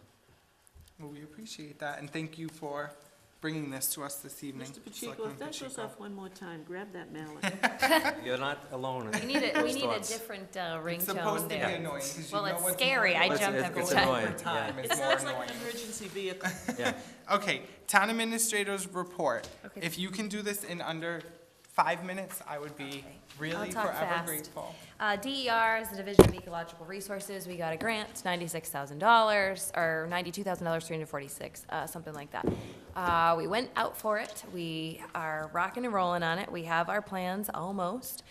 We came in under budget, so we're updating our scope to, include work to prepare temporary construction easements, which will truly make us construction ready for that job. Our engineer's also filing on our behalf for the small bridge program, which is rather exciting for someone like me because it's so unlikely that we would fit in there, and this culvert actually does with our extension to better fit the ecological needs in the area. So all good things on that. That project is going well, and I have nothing but good things to say about our engineer CEI. So Wheeler Street is another culvert. There's actually 6 in this one area. We're focusing on one. We're requesting $35,000 from DER for this next upcoming fiscal year to do preliminary design work. I'm focusing quite a bit on culverts because they're expensive. We have a lot of them. We deal with constant flooding, and the flooding erodes our roads and gives us more problems that Selectman Goulart's actually handling with stormwater. So it's a focus of mine, and it will go hand in hand with the culvert management plan that Serpent is helping us with through another grant. So I just wanted to update you that is happening, but the small bridge program is particularly exciting. How'd I do? Good. I'm very impressed. Under Didn't hear anything. under 5 minutes? Hear No, I anything go off. didn't do that. And that small bridge Small program bridge. and legislation to put more money into it and maybe change the regs so that smaller bridges can get into it, Right. came up at the MMA meeting we were at a week ago. All right. There is no old business, so we're going to skip that. Under new business, job descriptions for the Board of Selectmen staff, This- 3 this- minutes. This is, so thank you, Mrs. Brady. Mrs. Brady put these together. This is to identify, at Selectman Goulart's request, what exactly our proposed new person would be doing. It is meant as a draft. I myself have edits and Yep, and I have questions. edits too. So I sent those to Karen. Yep. It's a work in progress, but we can send it to the Finance Committee along with our budget Okay. requests, and they can know So what we're let's- asking for. One thing at a time. So let's first do the edits. So instead of sitting here and us doing Yeah, it one by one, can I just give you my edits? So that's the plan, because we're not, my point is, we're not ready to vote on this. It's just for you to know. Okay. We've Can we done do it, this we've as homework? complied. We've complied with your requests, and we're sending it to FinCom, just as a Just draft. return this after, that's all. So what I'm thinking is I we like to should, keep track. we should take this as homework so that we can each look at it, mark it up. Yeah, it's With all right to Karen. do what you want to do as a, but, because it's a draft. But in the thinking of time and all that, I think we have two descriptions here. I would like to do the same thing too, as far as really have a chance to look at them. And I know that Mrs. Brady does have some changes on her own, so Mine were I pretty thank minor. her for, Yeah, mine were like, Getting ready here. there was like a run-on sentence, or there was a word that didn't make sense in the context to me, so, if we could just get those to, Mrs. Brady and our town administrator, Okay. you know, before the next meeting, maybe we could have this back on there. Okay, so Mr. Chairman, I'll make a motion that we take Maybe, the, I said maybe. the draft, It was a maybe. Don't worry, we're busy. the draft job descriptions for executive assistant to the Board of Selectmen / Town Administrator, and the draft administrative assistant to the Board of Selectmen / Town Administrator, under advisement. I'll second it. We have a motion and a second. Any further discussion? Hearing none, all those in favor say aye. Aye. Aye. Opposed? Abstentions? The ayes have it, and that motion passes. Next, motions. yes, motions. I'm sorry, I literally was writing something. I apologize. Review motions for the special town meeting, which public is tomorrow evening at 7 PM at Dayton Middle School in the auditorium. And we don't have to read these. No. So what are these here This is for? our opportunity to tell you how the Finance Committee voted Oh, on these. okay. So the first article is, town officials. The second article is paying old Can we bills, just do the Finance ones they Committee. didn't recommend? Because I feel like, Okay, so flip to your third page. Article No, I'm sorry. 11? Yeah, is that fourth Yep, page? Article Fourth page? 11, third page. Right, so before we get to 11, can we talk about 10? Excuse me. The Finance Committee requested, or recommended $145,000. I personally like 150 for about $5,000 in closing costs and $145,000 for purchase price. The bank is basically accepting our offer. They know it's contingent upon town meeting, so it has to be favorable for it to go through. But I don't know if the Finance Committee weighed the closing costs idea, but that's where 150 is coming from me. Okay. So that's what that is. All We right. would change the motion to say the specific dollar amount, however you decide. I mean, I Tonight. stand by the 150. Perhaps the Finance Committee at their meeting wasn't thinking about what any additional closing costs would be. There's legal costs, closing costs, recording fees. Yep. I mean, so I'm happy with the 150. So instead of doing everything they mostly agreed with the articles that were presented, so I'm okay with going with the ones that they differed than us, and we can make our recommendation. So I'm gonna support, as a selectman, to transfer from free cash a sum not to exceed $150,000 to purchase the property at 949 Somerset Ave, and I will support that at the meeting. So, you want to vote on that now? Well, I would need a motion, I'm sorry. I was just giving my own Yeah, I so opinion. move. Okay, I'm not gonna support it, so you'll have to second it. All right, I'm gonna step down and second that motion. Any further discussion? Selectman Goulart? No. All right, hearing none. All those in favor say aye. Aye. Opposed? Nay. Abstentions? The ayes have it, and that motion passes. Next was excuse me, Article 11. Madam Article Administrator. 11 pertains to if we did acquire the property, there are certain immediate. Oh, excuse me, wait a minute. I was looking at 11. I'm sorry. We were all. I was No, a no. little surprised, No, no, but I thought because I something was just got going through on. saying I agreed with the additional That's money. why, but I had already moved You on. were looking down. We but can't were keep all up. looking at you We like- can't keep up with you. I already moved on. Right. Mrs. Brady, please correct my vote on Article 10. 10. I do support the 150,000. Yeah, I just moved on. I said, I support it. Let's go. You Okay, want so- time. So, That's what Ken said. I said, for once it wasn't on. Article 11. if we do purchase the property, there are certain moves we need to make in order to remediate some issues. So there's a leaking roof, so we have to weather tight the building, eliminate some mold. The building inspector and I came up with $60,000 to just address immediate concerns until we determine what the town agrees to do with it. We've talked about using it as a library, but the property as a whole has value to us because it is adjacent to our municipal campus and our operations, and can help us in future expansion.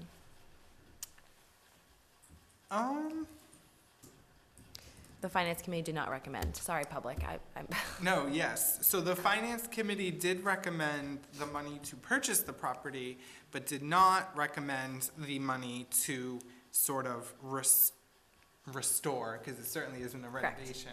Correct. If I'm gonna be honest with my colleagues, I really don't, I would prefer the building be preserved, okay? I prefer that we do the $60,000, but what is important to me in thinking ahead is not to die on the hill over this, but to think about just the property, and I still think it's important to have the property in some way. So I'm okay with whatever the board, I'm not punting, but I'm okay with whatever the board decides to recommend on Article 11. Honestly, I will support it either way, whatever the wish of the board is. You Madam can Administrator. refer to the voters as well. Just Mhm. if you don't want to come out and say, no, we don't recommend, because you're kind of like, well, yeah, I do want to preserve it. I don't You mean, can also. and I don't mean to be wishy-washy, I just mean, No, I what's understand. important to me is that we have the property adjacent to town hall. I would like to keep the house, but if the board and the townspeople don't wish that, but they do want to Right. purchase the property, I am also not gonna lose any Yeah. sleep over that as well. Selectman Pacheco. I don't know about losing sleep, but Article 10 is separate from this one here, so obviously we want to purchase the property next door, and it does include a house. If Article 10 doesn't pass, then Article 11 falls apart. Dies. If Article 10 does pass, I'm in favor of trying to preserve the building. Now, this would mean a walkthrough with the building inspector, the Board of Health. I walked through it the last time, I would hope to walk through it again. And if we see any serious damage, we didn't see it, but we did a preliminary look at the building. If there's some serious damage there, I'm not in favor of spending $60,000 on the building. I don't think there is. So I'm in favor of the $60,000, and I would also add that if we purchase the property, and then we have to take it down, I've been given estimates to $20,000 to $40,000, and because it's a town bill, it's probably gonna be closer to $40,000, paying prevailing wages to take the building down, so it's already a good chunk of the money that we're talking about. But you just to- recoup those funds, don't you? Not if we own it, then it's Not if we- ours. you're right, you're right, Yeah, not then if it's we- ours. That's a private property And- demolition. And even though there is a budget That's a for good point. demolition, it's still taxpayers' money that we would be spending. Maybe we could use it on another building. So I would be in favor of preserving the building. Nothing's going to be written in stone as far as what we're going to do with the building. Obviously, there's been discussion about possibly the library going over there. I'm in favor of that, but it's the taxpayers, it's the townspeople, it's the library trustees that are all going to play a part in this, and we need to take that into consideration. But I think since we're buying the property and we have a house that's built in 1770, we need to preserve the building. This isn't the Nat Crane house where it was going to cost $450,000 when the whole project was completed, and move it, and all, put a foundation in, put a septic system in. This has storage over here. Clearly, we want to buy the property, and secondly, I'm in favor of All right. spending the I $60,000 to think you preserve made the some building. valid points tonight, Selectman Pacheco. Selectman Goulart, I almost called you Madam Goulart. I was confusing I like now that. what I called Madam you. Goulart is nice. Selectman As I said before, when I moved on, I don't support Article 11. Absolutely, we're all in agreement on 10. The reason I'm not supporting 11 at the meeting tomorrow night is that it is important that we get the land.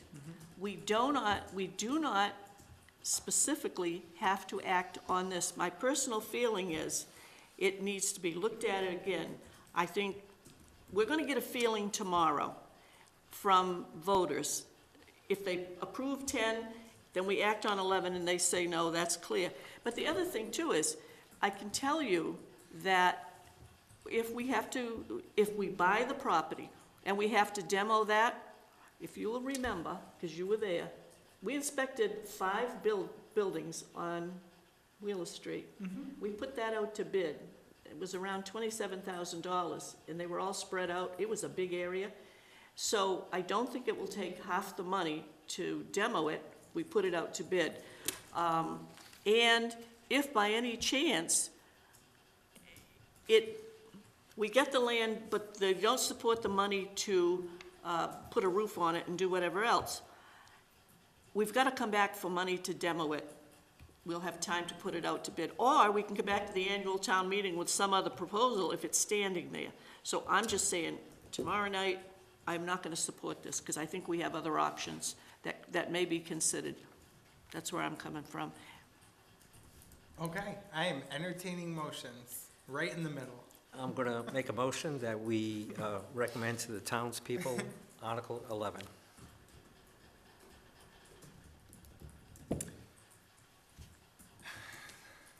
So, I honestly, I'm hearkening back to, just in my mind, complaints that we got when we redid the roof at Van Guysen Hall. Why did you redo the roof and then you didn't do anything? So, I am not gonna second that motion.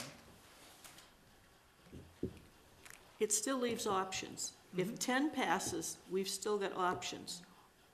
I So- just don't feel confident I- enough for me to go So- and say, listen, I think a this is refer good, to the, 60,000 is gonna be a good investment. And I've they're heard gonna s- say, we heard the same thing Yeah, I've heard- about the you heard that too? Well, not only that, I heard the criticism when we talked about the Nat Crane House. It was on the warrant, and obviously, it didn't go anywhere, but there were people who were not happy because they said, you wanna spend all that money, you don't even know what you're gonna do with it, there isn't a use, it's like, And So- that wasn't our warrant, though. That wasn't the Board of Yeah, Selectmen's that warrant. was a petition, just for. Right. Right, but the fact obviously had to be on the warrant, Yeah. and all people knew was, those selectmen put it on the warrant. But And anyhow. quite frankly, I stood up and opposed the You did, passing of yeah, that you that did, warrant. so. I remember. I just have a suggestion. Sure. I think a motion to refer to the voters on this particular one, based upon the discussion tonight, is a good one. And that you could each provide exactly what you've said tonight and on town meeting floor, if you so desire. I think it's a good fit for this particular situation. I agree basically with what everyone's saying. I'm on the fence with it myself. My first thought was buy it, demo the house, and let's use it for space for a new building that needs it. But actually, Mr. Pacheco convinced me that we should keep the house, so. Well, I also think that if it's going to, if the decision is made down the road to take it down, I really think that it needs to be gone through and remove anything that can be used, whether, Salvaged, right. whatever, Okay, so there was no second for Selectman Pacheco's motion to recommend this article. Do I have another motion? No, there's nothing to do, you just go to the next article. Okay, all right. I was suggesting that The you Board of refer to Selectmen the does not. voters. That's what I'm saying. So we basically are, do we not recommend? Is that what we put here? No, Is well, that what no. we're writing? No recommendation. At the meeting, when the moderator calls for a motion on that article, anybody can make an article. Mr. Pacheco, excuse me, he can make a motion and say, he can read the article. I move, he gets a second, it goes to a vote. Right. Well, since there's So- no consensus, this would technically be a no recommendation from That's the what Board I'm of asking. Selectmen. So It's we're not that writing we do down- not yeah. recommend, Okay. it's a passive. There is no not an recommendation. active. But there's one more shot at the meeting tomorrow Right. night. It can Right. come up again. I'm just asking to say, what do I write here For the So voters, No that's it. recommendation from the Board of Selectmen, just like the FinCom did on 12. Right. So the only other one where we differ, or it seems like we differ, from the Finance Committee's recommendation is Article 12. They had no recommendation from the Finance Committee. Mr. Schwartz stopped me after his meeting, and he said, "We didn't make a motion. That doesn't mean we're opposed." He said, "It's really up to you to get up and explain to the people what this is and convince them the action that you want them to take." And I said, "Okay." So, you know, not exactly the same, but a little bit like the money we needed to do the testing on the gift land that we're obviously still working on. Because there'll be a lot of discussion just like there was then. The main thing is, quite frankly, I will make a motion that we support Article 12 and request $35,000, up to $35,000 to acquire a piece of property on Brook Street as described. That is a motion. I will second that motion. We have a motion and a second. Discussion? Hearing none. All those in favor say aye. Aye. Aye. Opposed? Nay? Abstentions? The ayes have it. Okay? Did you So say nay? I did say nay. Okay. Actually, you know what, Karen? Can I change my vote? Abstention. I don't want to vote against this. But I want to hear what the people have to say. So that's technically a no recommendation from me. Okay, you got to change one, I'm changing mine. Hey, I reversed the whole thing tonight. Well, I was able to make my one an A for abstention, so. But for the folks watching, the important part is this is a Board of Selectmen recommended article. And just for the record, I haven't had to change any of my motions, Correct. my votes. He's been completely A consistent. man of his word. Correct. That's 'cause he's in charge of it. He's in charge of the gavel. He's gonna watch that. Would you like to make formal votes on the remaining articles? Can we do them all as Of course you can. one lump? Because we're in accordance, as I understand, with everything but Remaining. 10, 11, and 12. And something we should have said is legal counsel has reviewed these, sorry, just so you Yes. know. The most important thing. I gotta tell you, in all honesty, I still don't understand 13. So I think that's because we've been doing this all along. This was from the clerk's office. Right, and we couldn't find that we accepted this, so we're This is a tying up formality, loose is ends. what you're saying. Right, Okay. tying up loose ends. So I will entertain motions pursuant to Articles 1 through 9 and No. 13. No, didn't we all vote in favor of Article 10 also? Article Yes. 10 is Yes. Did, but it- unanimous. So we already did that, that's why I'm keeping it Oh, I off see, the okay, list. I'm yes, sorry. okay. Yeah, no, Yeah, we already handled those individually, Okay. so we're doing 1 through 9 and 13 through and 14. okay, I'm gonna make a motion that we approve the Articles 1 through 9, Recommend? that we recommend to the townspeople that they approve Article 1 through 9 and 13 and 14. All right, second. We have a motion and a second. All those in wow, discussion. You don't really need one for 14, but it's not a big deal. Hearing none. All those in favor say aye. Aye. Opposed? Abstentions? The ayes have it, and that motion passes. Next on the agenda, we have an item to open the warrant for the annual town meeting. I believe that is for tomorrow, correct? Did I read that? No, tonight you would vote to open the warrant for our annual town meeting to be held on June 3rd, Dayton, Rehoboth Regional High School. We already have a ton. They are not shy around here. So, Okay, just so- a vote to open them. Okay, I didn't know, I'm sorry. That's okay. I couldn't remember the date. I left the page in No, there, it's so I okay. It's wasn't- crazy that we're Okay. having one town meeting tomorrow and opening the warrant for another The day before. the day before. So I will entertain motions to open the warrant for annual town meeting. So moved. I'll second that. We have a motion and a second. Any further discussion? We might need to set the closing date. In your next motion, can you Okay. set the closing date? Hearing none, all those in favor say aye. Aye. Aye. Thank you, Mrs. Brady. Opposed, abstentions? The ayes have it. The motion passes. The warrant is open, and now I will entertain motions to close the warrant on May 1st, 2019. I so move. Second? We have a motion and a second. All those in favor say aye. Aye. Opposed? Abstentions? The ayes have it.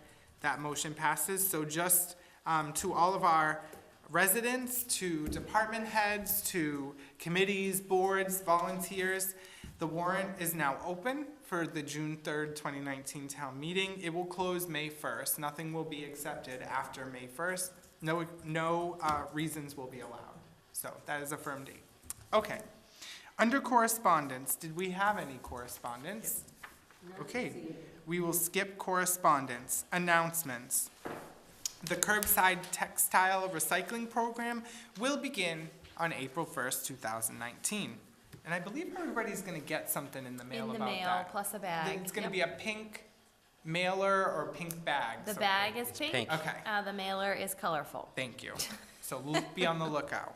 Lots of color coming to your mailbox. The next announcement is the annual town election will be held Saturday, April 6th, 2019 at Dayton Elementary School No, I'm still on. from 7 a.m. to 5 p.m. We love when you do that, Cable. I'm sorry, Selectman Pacheco. Yeah, the Dayton, Berkeley, and Freetown Historical Society are hosting a presentation called Welcome to the Graveyard, presented by the Gravestone Girls on Sunday, April 7th, 2019 at the Old Town Hall. That is 1111 Somerset Avenue from 2 to 4 p.m. And there will be an annual Easter egg hunt sponsored by the Park and Recreation, will be held on April 6th, with a rain date of April 13th at noon behind the Town Hall. The age groups will be 2, 3, and 4-year-old, 5, 6, and 7-year-old, 8, 9, and 10-year-old. Setup volunteers are needed. Contact Timothy Rhines at 508-415-5907. Do I text him to ask him, is everyone over than 10 in one group? Because I plan on getting some eggs. I think it's 12 and under, right? But For a nephew I have. Oh, of yeah, course. yeah. Mr. Pacheco will be there with the mallet there, and it will be a mallet, Gonna not a put like gavel. an adult egg hunt. That would be great. I am in favor of that, but not this particular one. And there will be a Dayton 101 will be held on April 25th at the Old Town Hall at 6:30 p.m. Do we know when that's gonna end? How long is that program? What's that? I Is that believe old it's an hour. Dayton 101? It's an hour.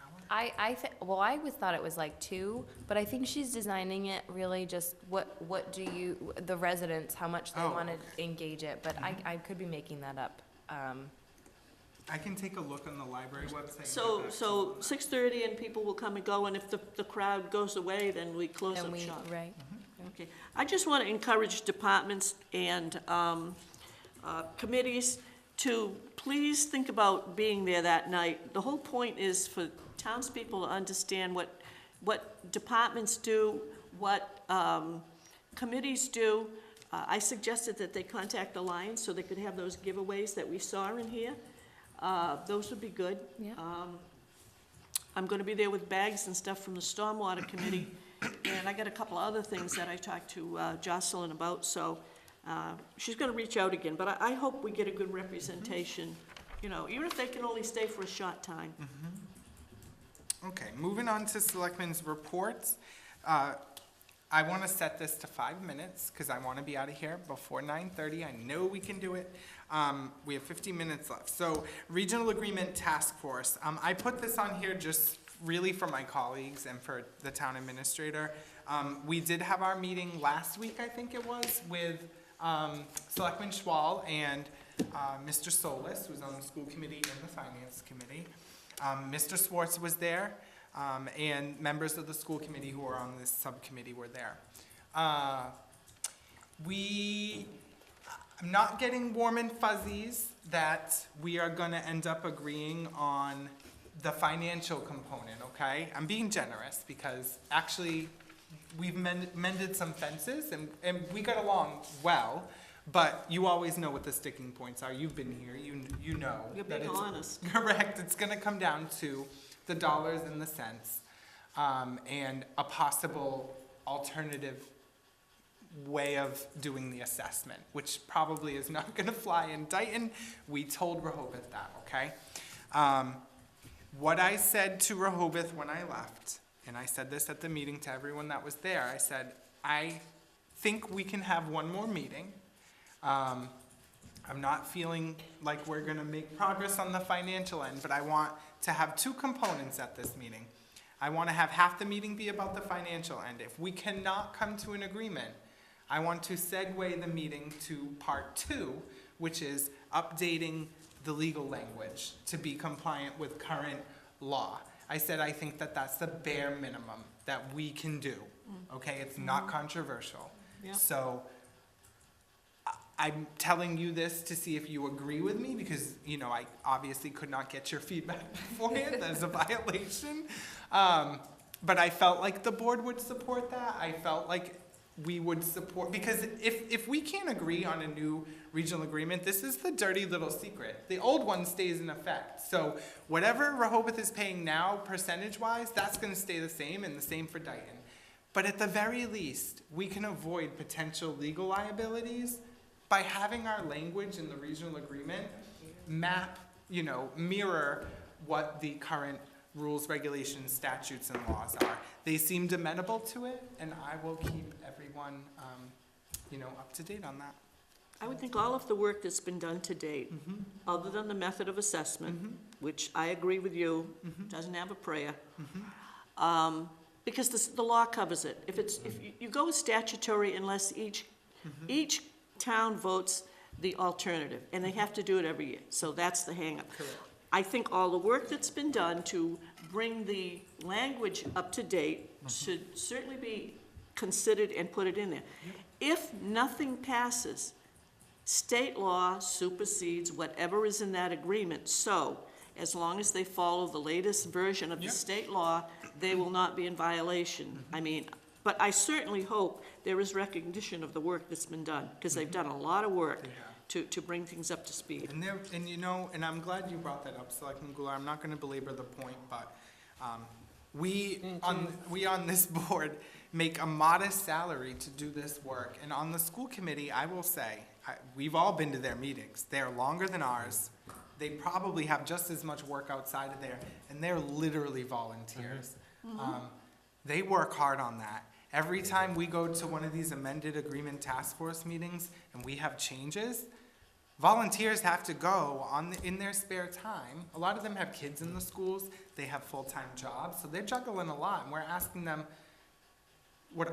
to do work for what I hope is not gonna end up being an exercise in futility. So I definitely share your sentiments, and like I said, what I told my colleagues at that meeting was the very least we can do is agree on the legal language, which is we're already having to abide by it.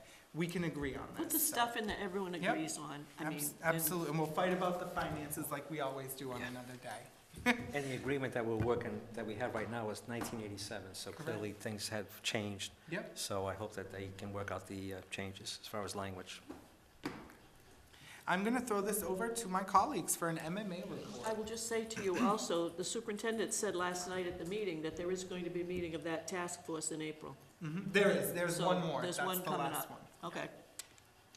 So, Mrs. Goulart and myself, we attended the MMA meeting in Mansfield, meeting with our legislatures about issues that they wanted to bring to our attention. This was on March 22nd. And I'll make a couple of comments. I'm sure Mrs. Goulart would also You both like to have the comment. floor. So we heard from my state representative, Betty Poirier, and she said plans are on the way for what will be called the No, senior... she's not ours. Ours is Representative She Haddad. was, This she is was, those Attleboro, people were the, right? yes, Yes, but but But this is Attleboro, the it's not thing ours. was, this is the only close regional meeting. That's why Yes. Senator Pacheco and Repad. Pat were not there. Yeah. She's from North Attleboro. no, I'm aware of that. I'm just saying that they're having a senior spectacular event that we're invited. Our seniors are invited. When I say we are invited. And if you'd like to go, Yes, we can bring you as a I was guest. just gonna say that you need to accompany one of if you them. behave. So this is scheduled for April 18th. They have it biannually in North Attleboro Middle School. And they will have a slew of sponsors and at least 100 vendors. The vendors will set up booths to provide seniors with information about services ranging from medical, driving to legal. There will be checks of vital signs such as blood pressure and diabetes, while workshops will be held on subjects such as the use of Uber and Lyft. Willow Tree will provide lunch lunches for about 1,000 people, while Walmart will supply bottles of water. Sold. One of the highlights, she said, is the raffle at the end of the day with the grand prize of being a weekend in Booth Bay Harbor in Maine. You are not eligible for that. I They- love Booth Bay Harbor. You I'd do. honestly just take the bottle of water. Nancy, I will be your Call it a guest day. to this. No, I'm just kidding. They also discuss marijuana issues, things that are coming before CCC, and I'll use the pun that they used. They really didn't get into the weeds of this. Oh, good. So, That's a good one. so they'll have final regulations from CCC will be released in June. And what they're looking at is to have local towns have control of marijuana cafes. Third final. They've had a lot of final regulations, I feel like. Didn't we just have some back in? Yeah, well, So they go in pieces, so Yes, like so that- delivery, cafes, right? Okay, I understand. Okay, can I continue, please? So, they've talked about social cafes, and what they're thinking about is letting the towns, which I agree 100%, have control of that. So in other words, we don't want someone from the state saying, each town is going to have a social cafe where you're allowed to smoke marijuana. I have some concerns about it because we don't have any serious regulations anyway for driving under the influence of marijuana, so it's not like if somebody goes to a bar and drinks and gets stopped, there are breathalyzer tests that will penalize them for being under the influence. We don't have that yet for marijuana, so I have some concerns about that. And we should have control as to where, if we're going to allow this, to where it's going to be. They also talked about the state is thinking of controlling the host agreements that we now agree to. MMA is opposed to that, and they feel, and as I feel, that the localities, the towns, should have control over the host agreements, and I'll let the state decide what should be in that agreement. They also talked about public funding for schools. On the Chapter 70, they were asking for an increase. They're asking that more money, to look at how money is funded for charter schools and how that impacts the public schools, because you put money in the charter schools, you're taking it away from the public schools. And they also talk about fully funding special ed. Right now, the state pays about 75% of that expense. They're asking for an additional $20 million to cover 100% of the special ed, which is a big part of our school budget. I don't know if Mrs. Goulart wants to add to. Somebody brought up the fact that the formula for funding education needs to be revised because some communities are getting hit with this, evaluation type thing, and they gotta pay more because of whatever, we know that one. They said that the unrestricted state aid from the lottery income is down. They've done a study and found out that the younger people do not buy lottery tickets. So one of my questions was, is the income that we're getting and the anticipated income that we expect to get when Everett opens up, so the money from casino gambling will kind of offset the decrease in lottery? They weren't sure because they said it's different clientele, so who Also, knows? isn't Plainville's amounts are down from projections, I Well, thought? Mrs. Poria that Mr. Pacheco mentioned, immediately she became defensive, and I said, I supported casino gambling from day one. I kept pushing, do it, do it, do it. Seemed to take forever. She did. While everybody around us was, Rhode Island got up and running Yep. pretty fast, and they were raking in the dough. But what she said was they are going to make some changes to Rentham, that's a plus, if they're gonna compete. But she talked about the benefits that Rentham itself has reaped, and the kind of money that the Rentham? town, Plainville. Oh, they that have Plainville oodles from their has, agreement. gotten because of the agreement, and of course, that was a racetrack first. Yep. So that wasn't like they had to do a big battle to get anything in there. They had their foot in the door. Transformed them. So the question about will casino income offset decrease in lottery, time will tell. I asked if there was any chance that there would be legislation to provide additional funding for stormwater, because everyone is complaining of what it's gonna cost. We're on the, knock on wood, on the lucky end, but there are places that they're facing humongous things. They also, as Mr. Pacheco said, we talked about Chapter 70. Also, MMA wants another increase. They're not happy with the increase that they were given for Chapter 90. Need more money for roads, bridges, and that kind of infrastructure.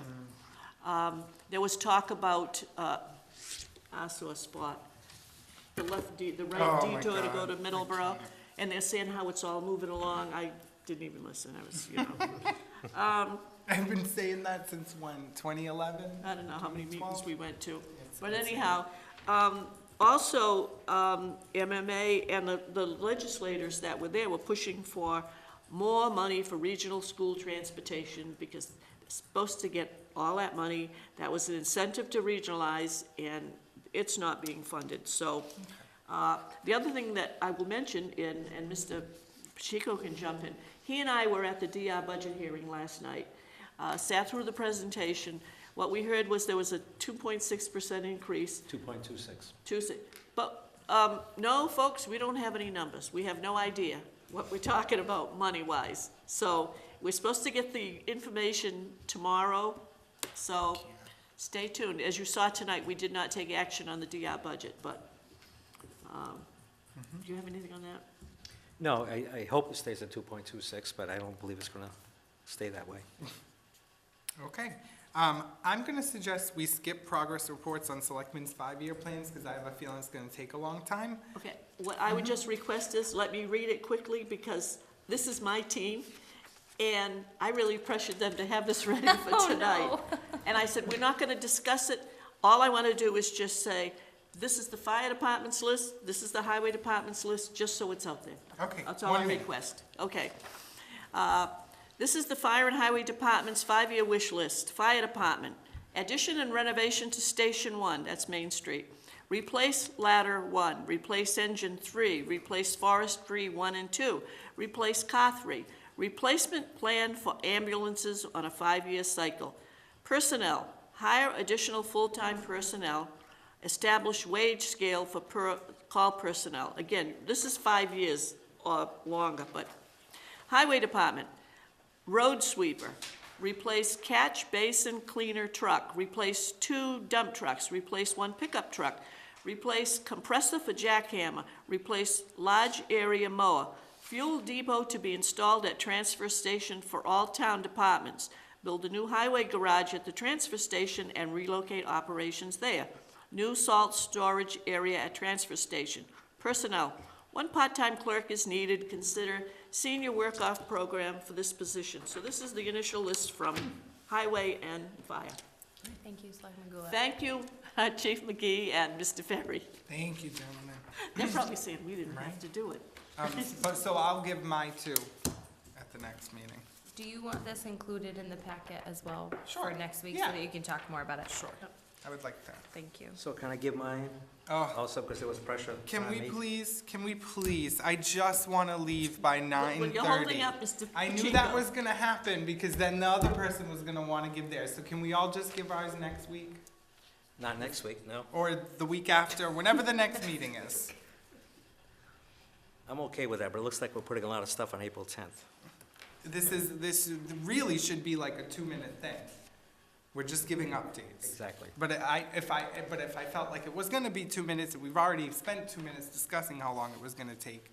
So can we move on? And you've been talking. Correct. I don't wanna be talking, I want to be done with the meeting. You 3 might be my favorite people. I love you. So, someone make a motion pursuant to 10C. This is not controversial, these are just progress reports. We can do them, we cannot do them. Mr. Chairman, This I next move that we add progress reports on Selectmen's 5-year plans to a future meeting, whenever that is. I will second that motion. We have a motion and a second discussion. Hearing none, all those in favor say aye. Aye. Aye. Opposed, abstentions, the ayes have it, that motion passes. There are no acknowledgements, meeting minutes. I will entertain a motion to accept for review the I'll minutes make a of March 20th, motion that we accept for 2019. review the minutes of March 20th, 2019. Second. We have a motion and a second discussion. Hearing none, all those in favor say aye. Aye. Opposed, abstentions, the ayes have it, that motion passes. Approval of the warrants, Selectman Mr. Goulart. Chairman, I move that we approve warrant 39A-19 in the amount of $90,537.74 payroll, 39B-19 in the amount of $23,092.27 payroll, Warrant 39C-19 in the amount of $213,361.61, and warrant 39D-19 in the amount of $2,167.50. The last two being accounts payable, all dated March 27th. I will second that motion. We have a motion. That was good. That was a. That was like a commercial, you know, Do you like know, the sometimes fast reading. that trips me up too, with the hundreds, thousands, okay. We have a motion and a second. Any further discussion? Hearing none, all those in favor say aye. Aye. Aye. Opposed? Abstentions? The ayes have it. That motion passes. There is no public input. I will Do not kill entertain a me. Do motion not to kill me. adjourn. Sorry. Crayon, the Crayon fundraiser held by the Girl Scouts was a great success. Thank you, Dayton, Oh, is for all it the done? donations. Yes, Okay, I'll take they that. had a great response. They're sorting it. The Girl Scouts are very excited about it, and she was very thankful for Dayton, contributing this way. Motion to adjourn. I think that's what you want. I'll second that motion. All those in favor say aye. Aye. Aye. Opposed? Abstentions? The ayes have it. That motion passes. Public, if you're watching this, hopefully this is the last time I'm your chairman, and someone else can run the meetings next time. Thank you, So-